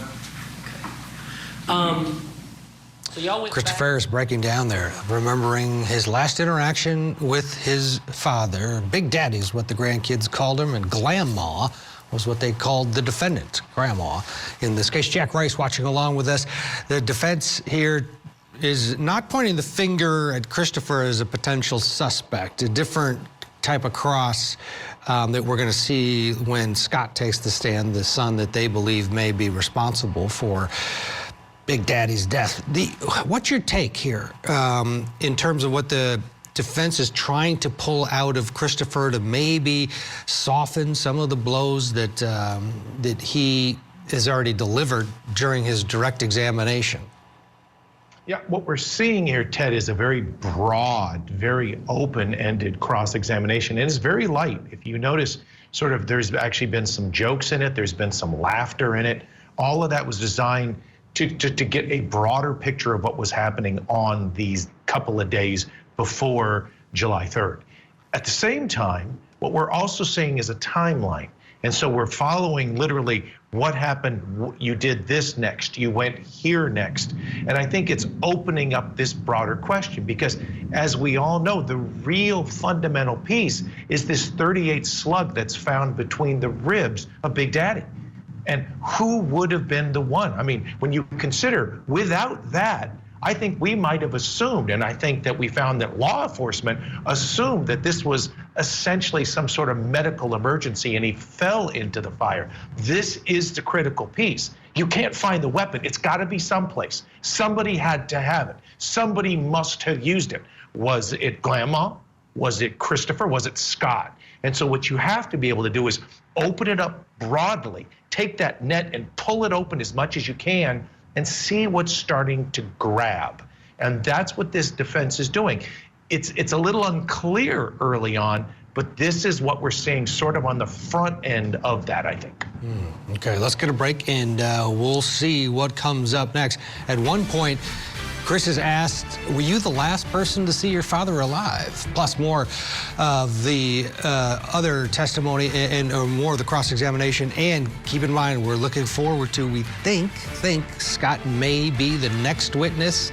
That, of course, is the son that the defense has pointed the finger at. Big day here for both sides in the case against Melody Farris. Sarah Boone is charged with second-degree murder after her boyfriend suffocated inside of a suitcase. He's in the suitcase still. There are multiple domestic violence incidents. You two hitting each other. Sarah. That's my name. Don't wear it up. He told you, Sarah, I can't breathe. George Torres locked inside of a suitcase, begging for help. I thought he was okay. The Suitcase Murder Trial. Live coverage starting Monday morning, 8/7 Central on Court TV. They told me that they found a bullet in my father's rib, and now this was being treated as a homicide. And there were some follow-up questions, and they asked me, who would anybody ever benefit from your father being killed? And I was very frank. I said, well, yeah. I mean, my mom.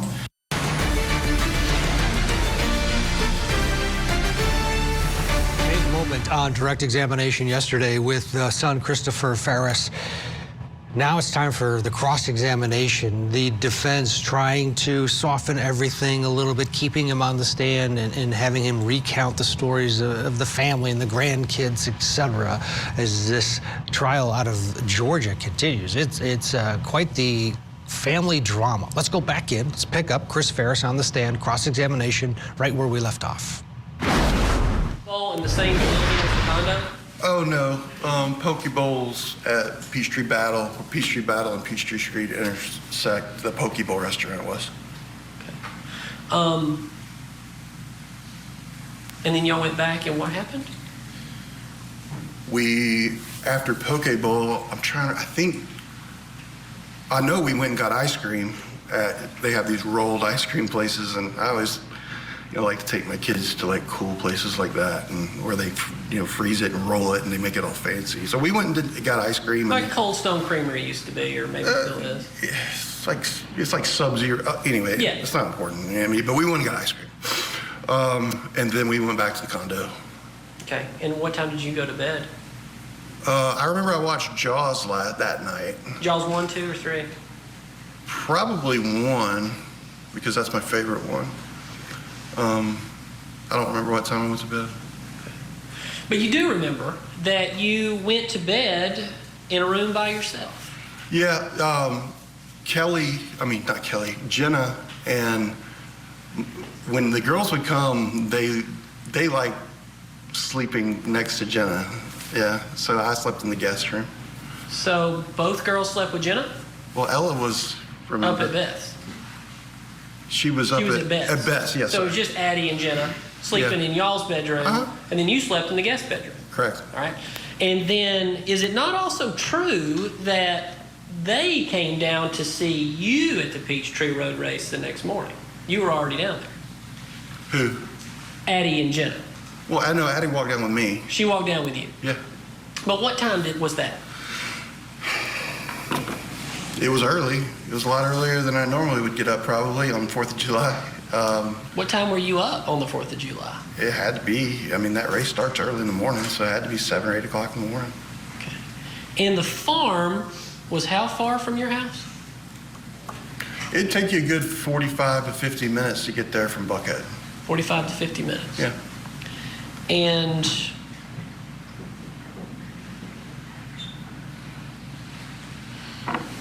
okay, so the next morning, so y'all go to did you watch the whole race?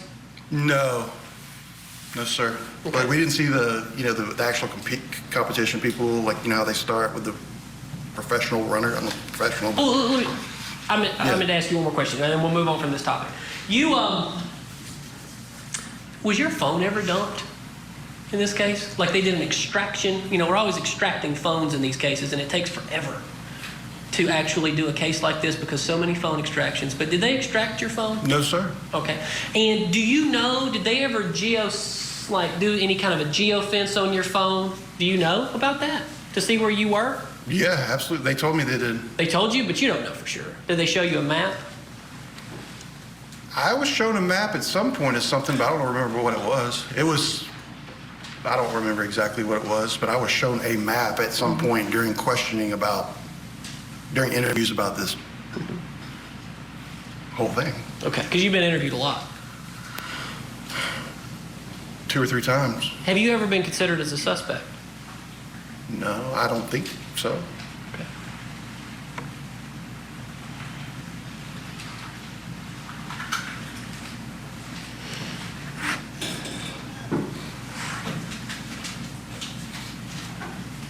But you were the last person who saw your father alive, outside of your mother. And my daughter. And maybe even Scott. Well, yeah, I mean, yeah. Was your daughter already in the car when you walked away from your dad? Was my daughter? I don't remember. Don't remember? I don't think so. Okay. But maybe, I don't know.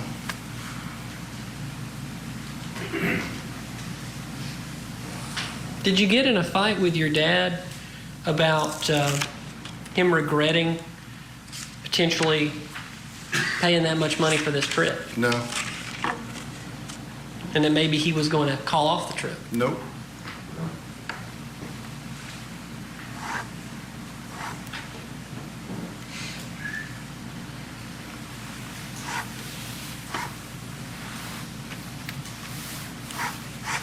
Okay, let's talk about the pool party. When did y'all went to breakfast? You went to Waffle House that day? Or was that on the 3rd? Are you talking about the 4th? The 4th, yeah. We went to Cracker Barrel. Cracker Barrel that day, because you went up to Norcross to give a check to an individual that worked for you in your painting business. I think his name was Julio. Yeah. Okay. So you go out there, and his name was Julio? I think so. I think it was Julio. Okay. Yeah. And then you got back, and what time did the pool party start? Oh, I don't remember. Sometime after noon, like after 12 p.m. But I don't remember exactly what time. All right. And how long were you at the pool party before you took Addie up to the house? Oh, man. A few hours. Maybe 2 or 3 hours at least, 3 or 4. I don't remember. And you knew your mom was up at Lake Lanier Islands with Cameron and Scott. I mean, Cameron, Chad, and Amanda. All right. But Scott was also over at Lake Lanier, but he'd been playing golf that morning? Do you know? I knew he was playing golf because I saw it on Snapchat, and I remember messaging. Playing golf early, aren't you? Like, what time was he playing golf? It was early, I don't remember exactly what time. I just remember, like, how you look at a picture and you see kind of the haze. Like, he did a Snapchat post that morning about playing golf. Yeah. It's like a selfie? No, not a selfie. It's just his Snapchat. Okay. Just like of the golf course, happy 4th of July, maybe a beer or something, I don't know. I don't know about a beer, but yeah, I think the happy 4th of July thing probably. Okay. Yeah. Seems to ring a bell. All right. So you texted back, so you knew he was there, you knew your mom was up at the lake, your mom messages you, doesn't agree to meet on 400, you take her up to the house. Addie. She called me. Your mom called you? Mm-hmm. What'd she say? Like I said before, she said, hey, does Addie still want to come have the sleepover at the farm? Obviously she said yeah. Yeah, I remember, walked over, she's in the pool, swimming. I said, hey, you still want to go up there? You didn't really want to go because you're at the pool party.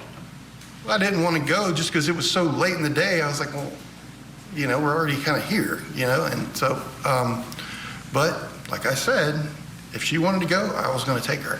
Okay. I want to to ask you a question right now. Okay. So you took your daughter up there, and there she was. And I'm going to very point blank ask you this question. Okay.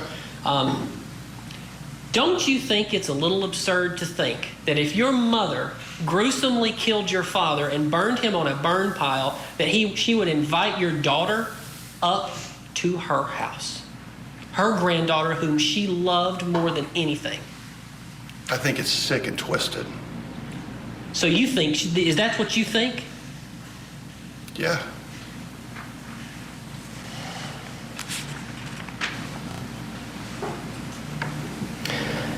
And that was, what'd you do the rest of the night on the 4th? Went home, we shot fireworks, and just hung out with Jenna, and that's it. Okay. So tell me about the 5th. Let's move on to the 5th. Okay. What'd you do? Tell me when you got up. Woke up, you know, I knew I needed to go up there, pick Addison up. At some point, Amanda called me, and she said, you know, Daddy's missing. And that increased my haste to get to the farm. And Judge, if we could switch back over to the computer.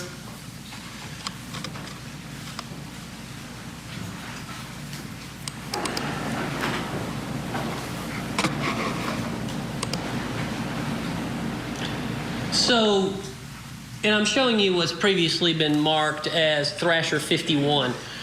Can you tell me, you walked up, where did you see Amanda and your mother sitting?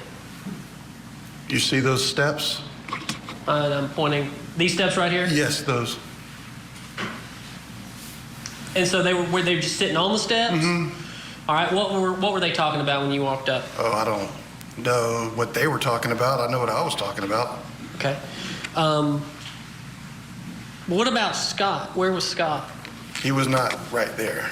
I don't know where he was at the time. I don't remember. I don't know. I didn't know. You know, I hadn't talked to my brother. So nobody was sitting on the back porch. Y'all never went back there? Nobody was sitting on the back porch. Okay. So where did you walk? I walked into the kitchen first. This is the kitchen, right? Yep. I mean, that's where the door kind of goes in, right there. Right, and then you turn right to the kitchen. This is what the kitchen looked like that day. I gotta ask you a question. Do you smell any detergents or Cloroxes or anything like that? I don't remember that, no. Okay. And this would have been the dining room? Yeah, that's the formal dining room. And this kind of behind where this orchid plant is, that'd be the door going down to the basement? Correct, sir. Did you walk where did you go in the house? Well, I walked in, you know, and I remember going to the kitchen, and then I'm thinking I need to find my dad's wallet, because that would tell if he's still possibly here or not. It would give a tell if he wouldn't leave the house without his wallet. Right. You know, he's missing. I'm trying to figure out where he's at. Right. That tells me, well, if his wallet's here, then he should be here. And you've talked about, a number of witnesses have kind of talked about that your dad would just kind of go sometimes and be gone for a period of time. Meaning he was at work, he just didn't tell everybody where he was at. Maybe go to Birmingham. Yeah. No, I mean, he wouldn't text us every day and say, hey, this is my plan for the day. He was kind of independent guy. Right. Right. Kept to himself a lot. His world was small outside. He had his big business world. He was pretty introverted when he was at home. But he was introverted. Yeah. Yeah. It was kind of his domain was in that basement. Mm-hmm. Right? Yeah. Yeah. So you went down to the basement, right? Well, I went to the garage first to look in the Mercedes. All right. Are you aware, this is shocking, but nobody's ever taken a picture of your dad's Mercedes for this case. Nobody. To see if that wallet was in the Mercedes or anything that was in that Mercedes. It was never taken. Well, the picture I just saw, his wallet sitting on the counter. Okay, but nobody took a picture of his Mercedes. Okay.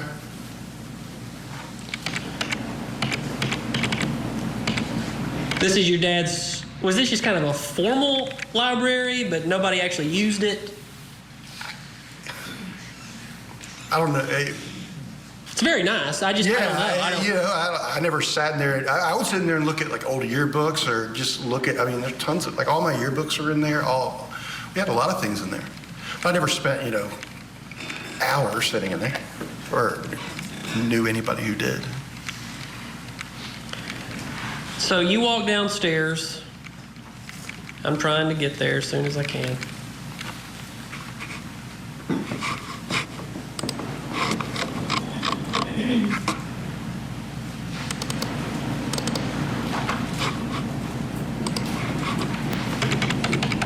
Is there a way, Megan, to get just a screen of all the pictures?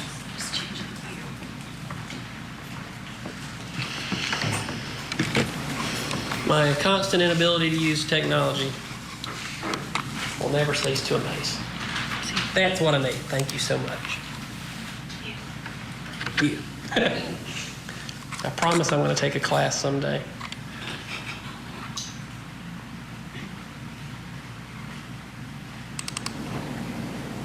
Okay. So this is the kind of living room area downstairs, yes? In the basement, correct. In the basement? Yes, sir. Did you go down there? Yes. And as you were walking around down there, did you ever see any blood? No. Did you see a bullet? No. Okay. Now I'm going to ask you this. Are you aware, now, at what point did Scott come up to you and tell you that a gun was missing? He never came up to me and said a gun's missing. He just kind of was talking about it. That's what I testified to yesterday. Well, I'm asking you again, because sometimes... Yeah, he never pulled me aside and said, hey, I have this gun. Like, he was saying it for everybody knew he So was Amanda was right there? Oh, yeah. Mom, right there? Yeah. Was that when you first came up? No, I remember him saying that. This is after what we discovered in the burn pile and from what I remember after 911 had been called, from what I remember. Okay. And did you hear your brother say something to the effect of, I was in Afghanistan or Iraq. He was in Iraq, correct? And I know what burned bodies look like.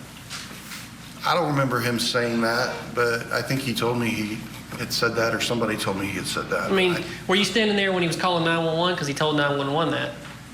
Yeah, no, because he said, when he said, get the girls out of here, I'm calling 911, I got the girls out of there. Right. Yeah, so I didn't hear his actual conversation with 911. So are you aware that your brother Scott says that there was a revolver of some variety in that drawer right there? Yes. That he found it. Now, again, going back to and the statement you said earlier, and I ask you the question, and the jury can hear the answer, but Grandma loves those grandchildren. How ridiculous is it that Grandma would leave a gun in open access for children to have access to? Well, I sure wouldn't do it. But your mom wouldn't either. I don't know that. You know her. I'm her firstborn son. I know her. Did you ever hear the story of the year before when she made sure that when Scott had surreptitiously left the .32 in the barn, that she made sure it was moved up high so that those kids could never touch that gun in a barn? I never heard that story. And this, just because you're more familiar with the basement and the basement arrangement, these candles, is this glass holding up these candles? It appears to be glass. I mean, you can see through it. I doubt they're plastic. And that's a glass table? It is, sir. And this is fine leather furniture. And your mother had the finest furnishings. She has very good taste. And when you were down there... All right, we need to slip in a break. We'll get you back into the courtroom for more testimony. The son on the stand, the mother accused of killing dad. Stay with us. Sarah Boone is charged with second-degree murder after her boyfriend suffocated inside of a suitcase. He's in the suitcase still. there are multiple domestic violence incidents. You two hitting each other. Sarah. That's my name. Don't wear it up. He told you, Sarah, I can't breathe. George Torres locked inside of a suitcase, begging for help. I thought he was okay. The Suitcase Murder Trial. Live coverage starting Monday morning, 8/7 Central on Court TV. I'm Matt Johnson in North Georgia covering the burn pile murder trial. This is Court TV, your front row seat to justice.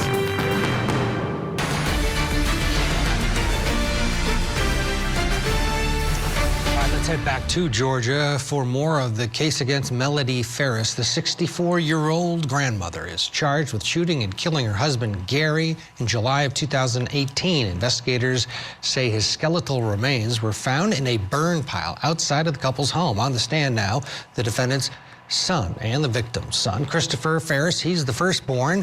We're expecting Scott Farris, the one that the defense has been pointing the finger at, to take the stand later. Let's go back into court now. Still cross.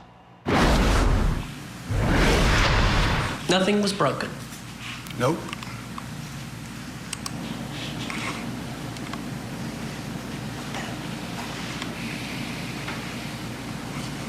And then back to the dining room.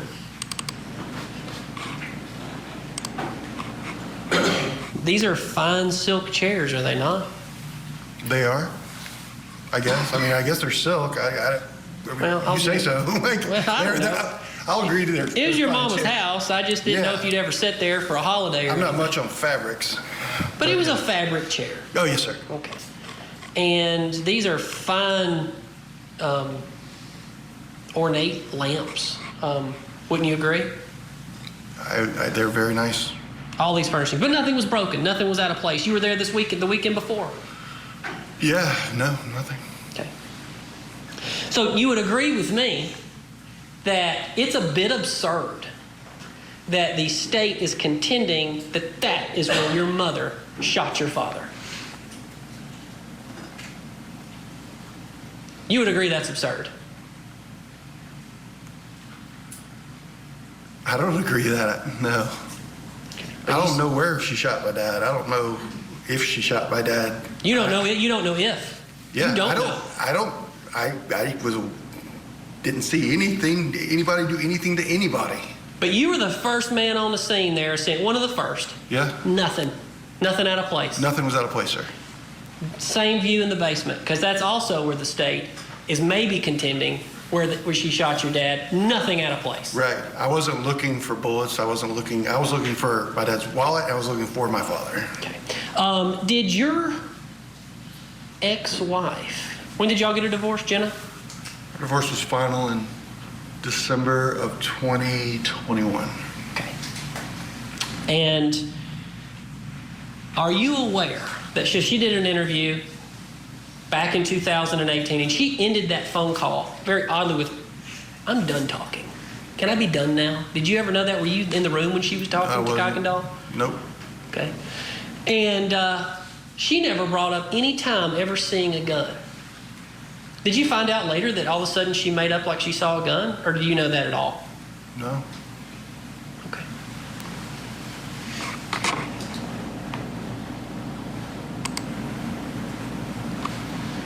But again, when you went downstairs, nothing out of place. You went to his room. I did. CPAP machine was there. Did you check that? I didn't check it. Like I didn't register in my mind to see if the CPAP was there or not.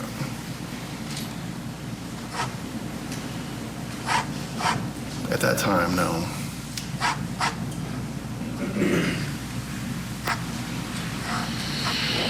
So I want to ask you this. So you guys start then combing out across the property. You said you went out to the barn.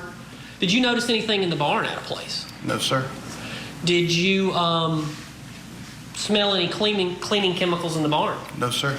Did you ever see the tractor? No, sir. There are a certain number of family members that know where the tractor normally is and things like that, but you wouldn't have been that guy. You didn't know that guy. No, I didn't. No. Okay. I didn't know how to drive tractor. Right. Did you look through the barn? Did you go up to Scott's apartment? I don't remember if I would assume I did, but I don't remember exactly.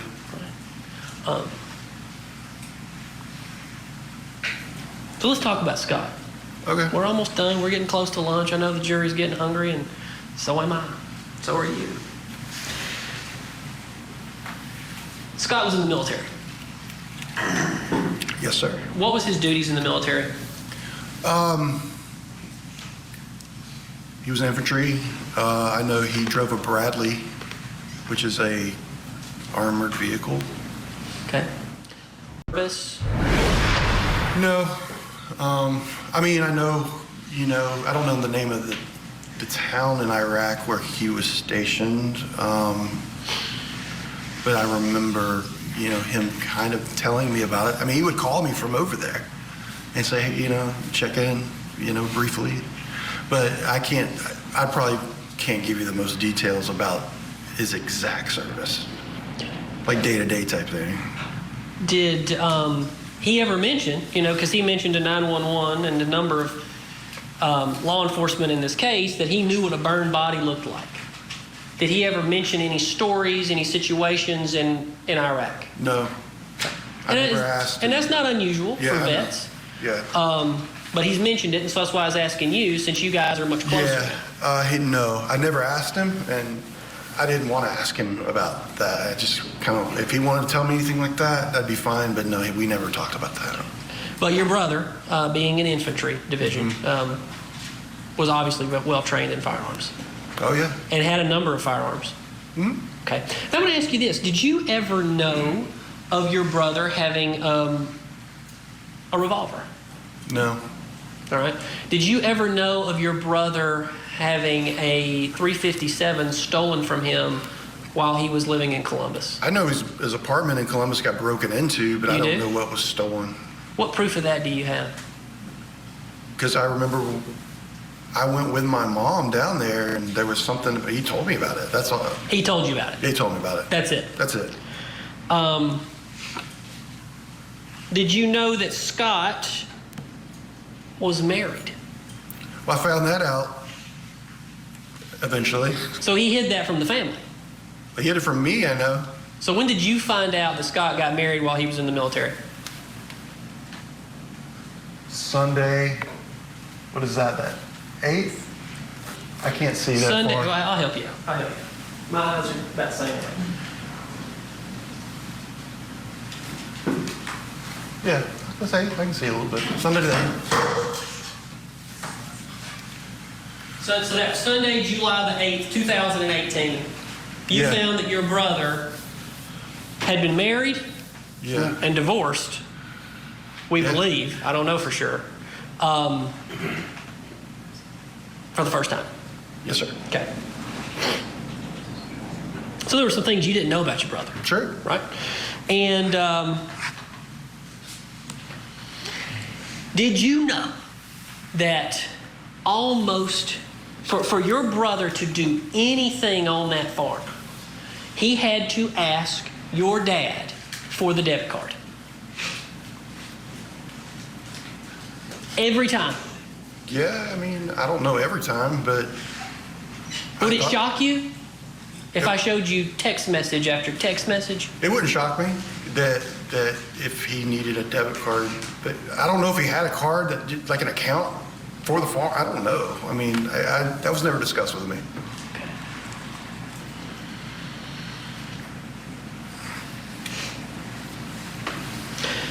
Would it shock you that your brother, Scott, so it was his trail cam out there. Did you ever go see the trail cam? No. When you guys were walking the property, would it shock you that the last picture before the input that says delete is your brother Scott walking away from that trail cam? Would that shock you? No. I mean, why would it shock me? It wouldn't shock you that your brother deleted the trail cam the day you were looking for your father? I mean, I don't know when that happened. If it was before, I don't. No, really I'm talking right about 1 o'clock when you guys have called 911. Right. That he thinks to go to the trail cam and hit delete. Yeah, I don't. That's shocking, isn't it? I don't really know the context of it, how that happened.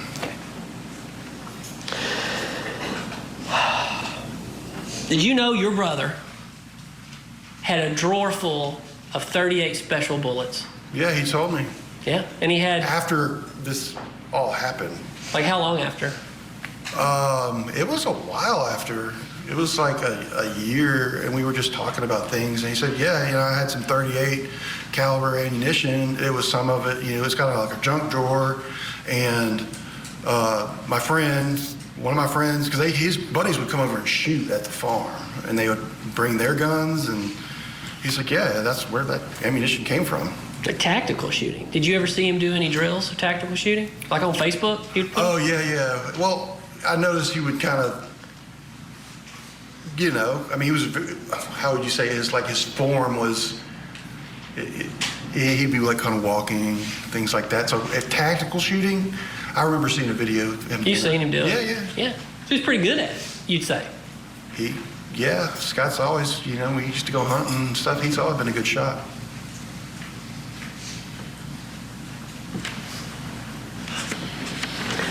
You know, in the multiple interviews that you had in this case, I mean, there was things, I mean, Chris, I gotta tell you, you're a pretty smart guy. You are. And you could see you along the way. You could see you along the way questioning even things that even the police weren't questioning. They asked you, like, how could your mother have moved your dad? And you just, I don't know. I don't think there's any way. Someone must have helped her. Mm-hmm. That's what you said. Do you remember saying that? Oh. I don't remember saying that, but I don't think it's unreasonable that I might have said that. Okay. Well, because then I'm not going to convince you. I'm not trying to convince you of this. It's this jury right here that I'm mostly concerned about. Sure, I understand. But let's just legitimately talk about this. Your dad was how big? I mean, he's bigger. Because you're tall, but you're skinny. I mean, I'm not skinny. You know, that's like a crazy here, but how much my dad was a big man. How much do you weigh? Right now, I weigh 245 pounds. All right, how much did you weigh in 2018? Probably probably about the same. Maybe 235, maybe, you know. I fluctuate between 230, 245, 250. Let's talk about your brother. He's bigger than you, right? He's taller than me. Yeah, how much does he weigh?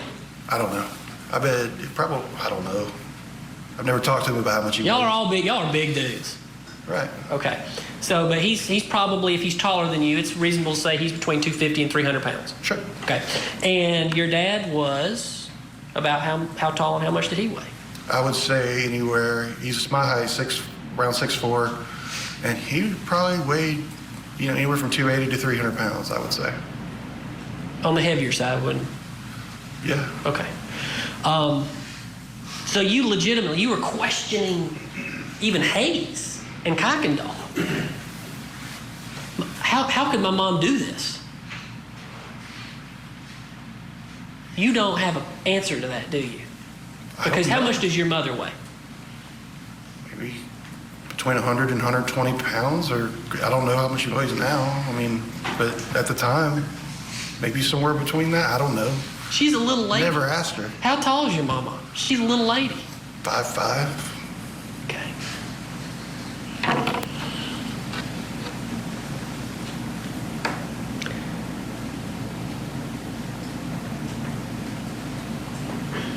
You told the jury yesterday that when you left that evening, I mean, there was a lot of things that maybe you even blacked out on that day. It was a long day.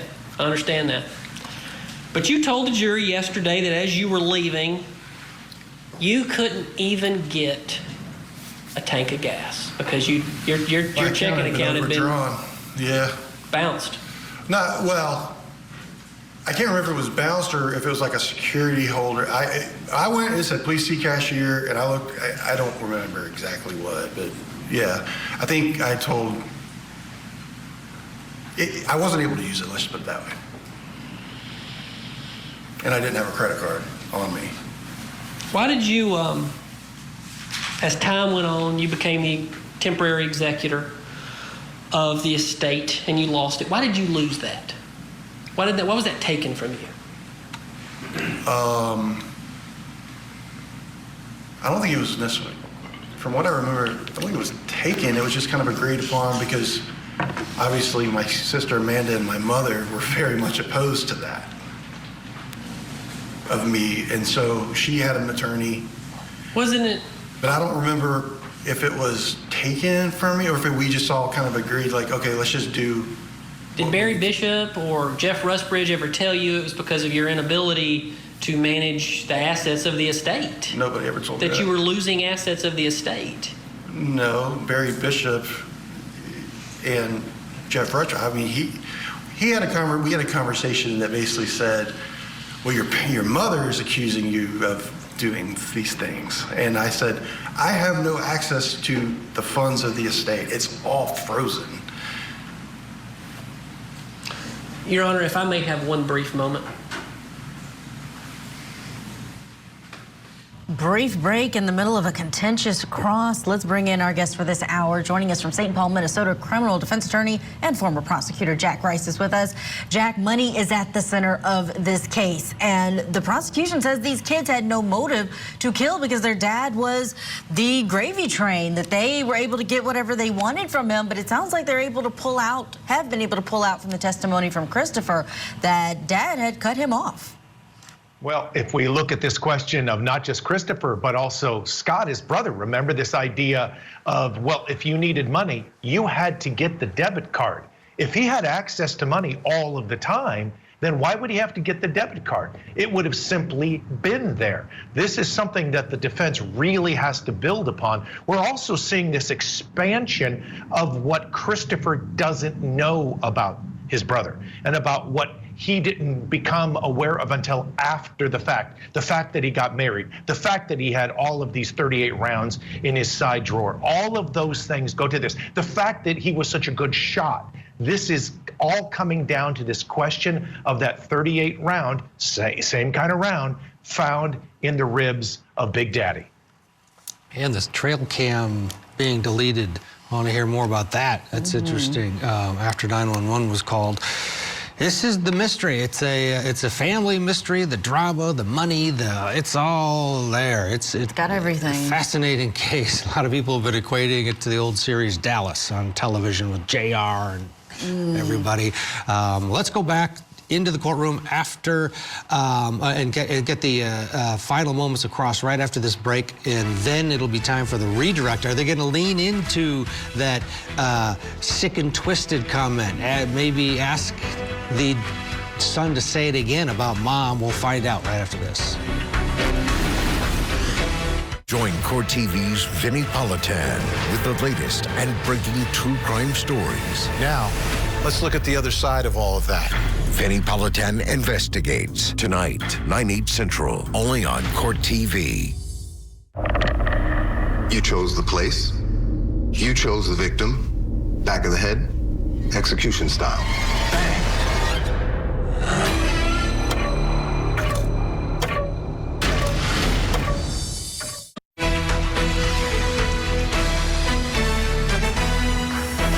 Court TV Live. This is a live look outside of the federal courthouse in New York, where hip-hop singer mogul Sean Diddy Combs is going to be inside this afternoon for a motions hearing in his RICO case. The defense now accusing the government of leaking that video of Combs assaulting his former girlfriend, Cassie Ventura.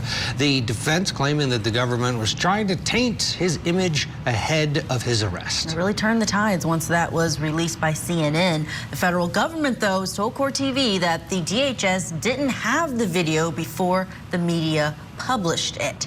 So we'll bring you updates on today's hearing. It starts at 2 p.m. and we will give you those updates, of course, throughout the day here on Court TV. For now, let's go back to Georgia, where we've been watching this testimony in the Byrne murder trial. Defendant Melody Walker Farris, accused of killing her husband, Gary. Investigators believe she shot Gary, then burned his body in a fire pit on their property. A really important witness that we're listening to on the stand right now, one of the children of not only this defendant, but the victim. Let's go in. Me, and I think it's important that I get your words right. You said something to the effect, Ms. Frankish asked you a question about the finances and your father passing. And I believe you said his kids would financially gain if he died. Well, I mean, it's just a matter of fact. If your parents pass away, the money, you know, like I have a will too, you know, I have a, like if something was to happen to me, my kids would, you know, get what I have. I have life insurance, but both of my daughters' names on it. I believe you said that they would be fine. You would be better off financially. I don't remember saying that, But you would be financially better off. If what? If you were to get the estate in this case, because it's still held up, like correct? Right now? Like nothing. Nothing's been able to access because, of course, this case is going on. Yeah. No, I mean, nothing's been accessed at all. Right. So, I mean, it's what you. So you would financially benefit if your mother is convicted of murder. You know,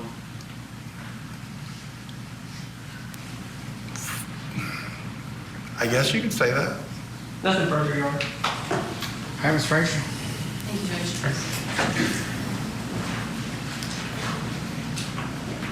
I want to talk about your mom a little bit. When you guys would have family gatherings, where would you find your mom? What would she be doing for the family? She's usually in the kitchen. Was that kind of like her domain? She liked to cook? Yeah, I mean, she was always cooking at family gatherings. That was. Would she cook for your dad too? Oh yeah.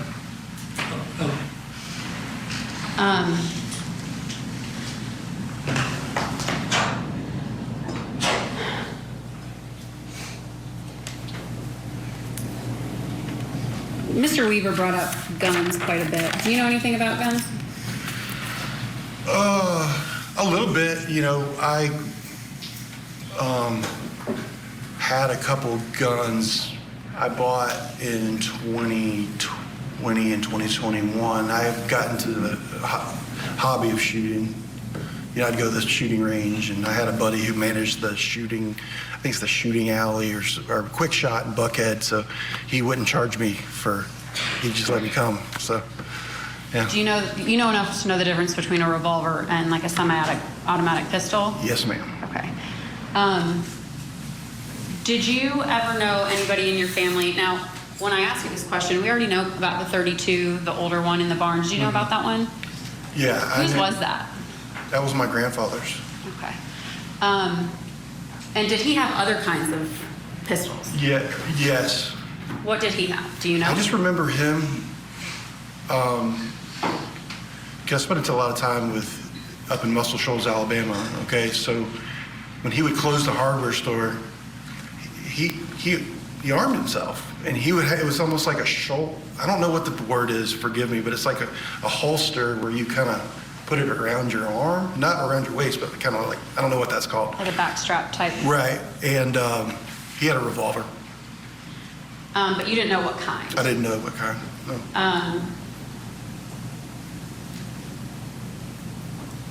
When Scott's guns got stolen, around what year was that?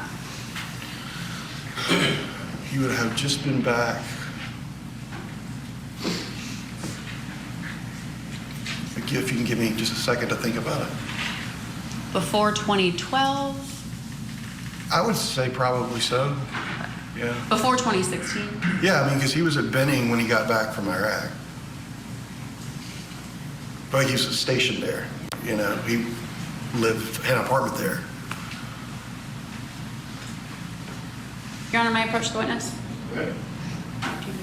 No objection. Chris, I just want you to look at this and read it to yourself before I ask you some questions about it. What kind of pistol? No, to yourself. Oh, sorry.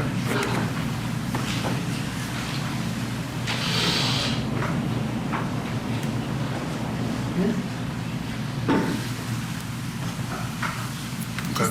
Does that appear to be a text message between you and your brother Scott? Yes. State moves to enter into evidence C. Farris 1. No objection. If you could, well, I'm going to come back up to you because I don't have another copy of this. If you could read this to the jury for me and read the date and time. On 7/10/2016 at 11:53 a.m., It looks like I texted my brother, "What kind of pistol do you have?" question mark. On 7/10/2016 at 12 p.m., he texted me, "I don't have one." Or don't have one. There's no I, it's just don't have one. Thank you.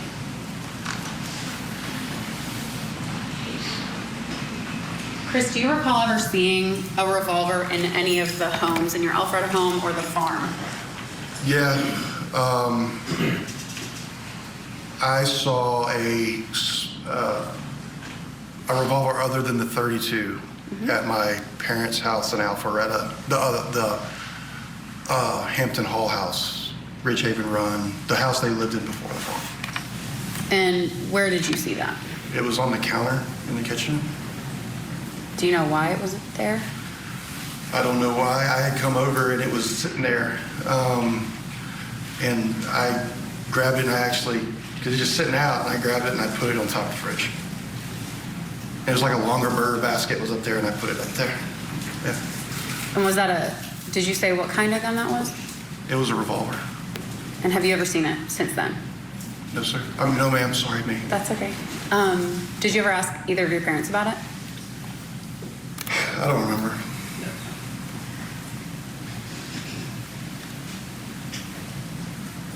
You mentioned that the kids could possibly gain if your dad passed away. Scott was living at the farm, and your dad was funding his life. Is that true? Sure, yeah. When your dad passed, who did the farm go to? My mother. So if your dad had passed, Scott would essentially be homeless. Yes. And your mom was the beneficiary of your dad's 401k? Correct. That's all I have. Thank you. Very briefly. As to the gun back at the Hampton Hall house, what did it look like? I remember it being like, kind of like a shiny metallic. You know, like the metal of the gun? It was kind of like shiny. And I almost remember it having like a, almost like an ivory handle to it. Old gun? Maybe. I don't know. I'm not a gun history Not a gun person. guy. Not a gun history person. You know, I know some stuff, but yeah. Long nose or short nose? Short nose. Okay. And you know you've never told anybody in any of your interviews this before, right? I don't know that. Okay. That's all I have, Judge. Wait, hold on. Mr. Ray said I got something else.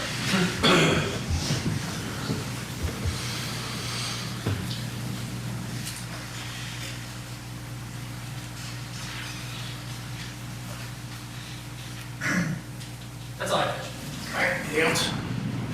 No, Judge. I can step down? Thanks. We got a 20-minute witness? We do. Okay, there's Christopher Farris finishing up his testimony. Dramatic day so far, and we still have Scott Farris, the one that the defense has pointed their finger at, to come. Jack Rice still with us. Missed opportunity on redirect to not bring up have him repeat basically that what his mother did was sick. Sick and twisted. If you have something that's this powerful and it sticks with a jury, and you can get it repeated again, do it, because this is gonna, dare I say it, stick with this jury. And so there is a real benefit. But on the other hand, what the prosecutor did very, very effectively was to say, who benefits when Big Daddy dies? Who actually is the one who walks away with all the money? And she was very successful with Christopher, because at least at one point, Christopher was essentially in charge, so he would have known, which means she gets the house, and that means that Scott gets nothing, or at least Scott is essentially homeless. That's powerful because it goes to motive and it goes to the money. And sometimes you're chasing the money. You can only imagine the tension inside of this courtroom with the mother at the defense table and her sons taking the stand.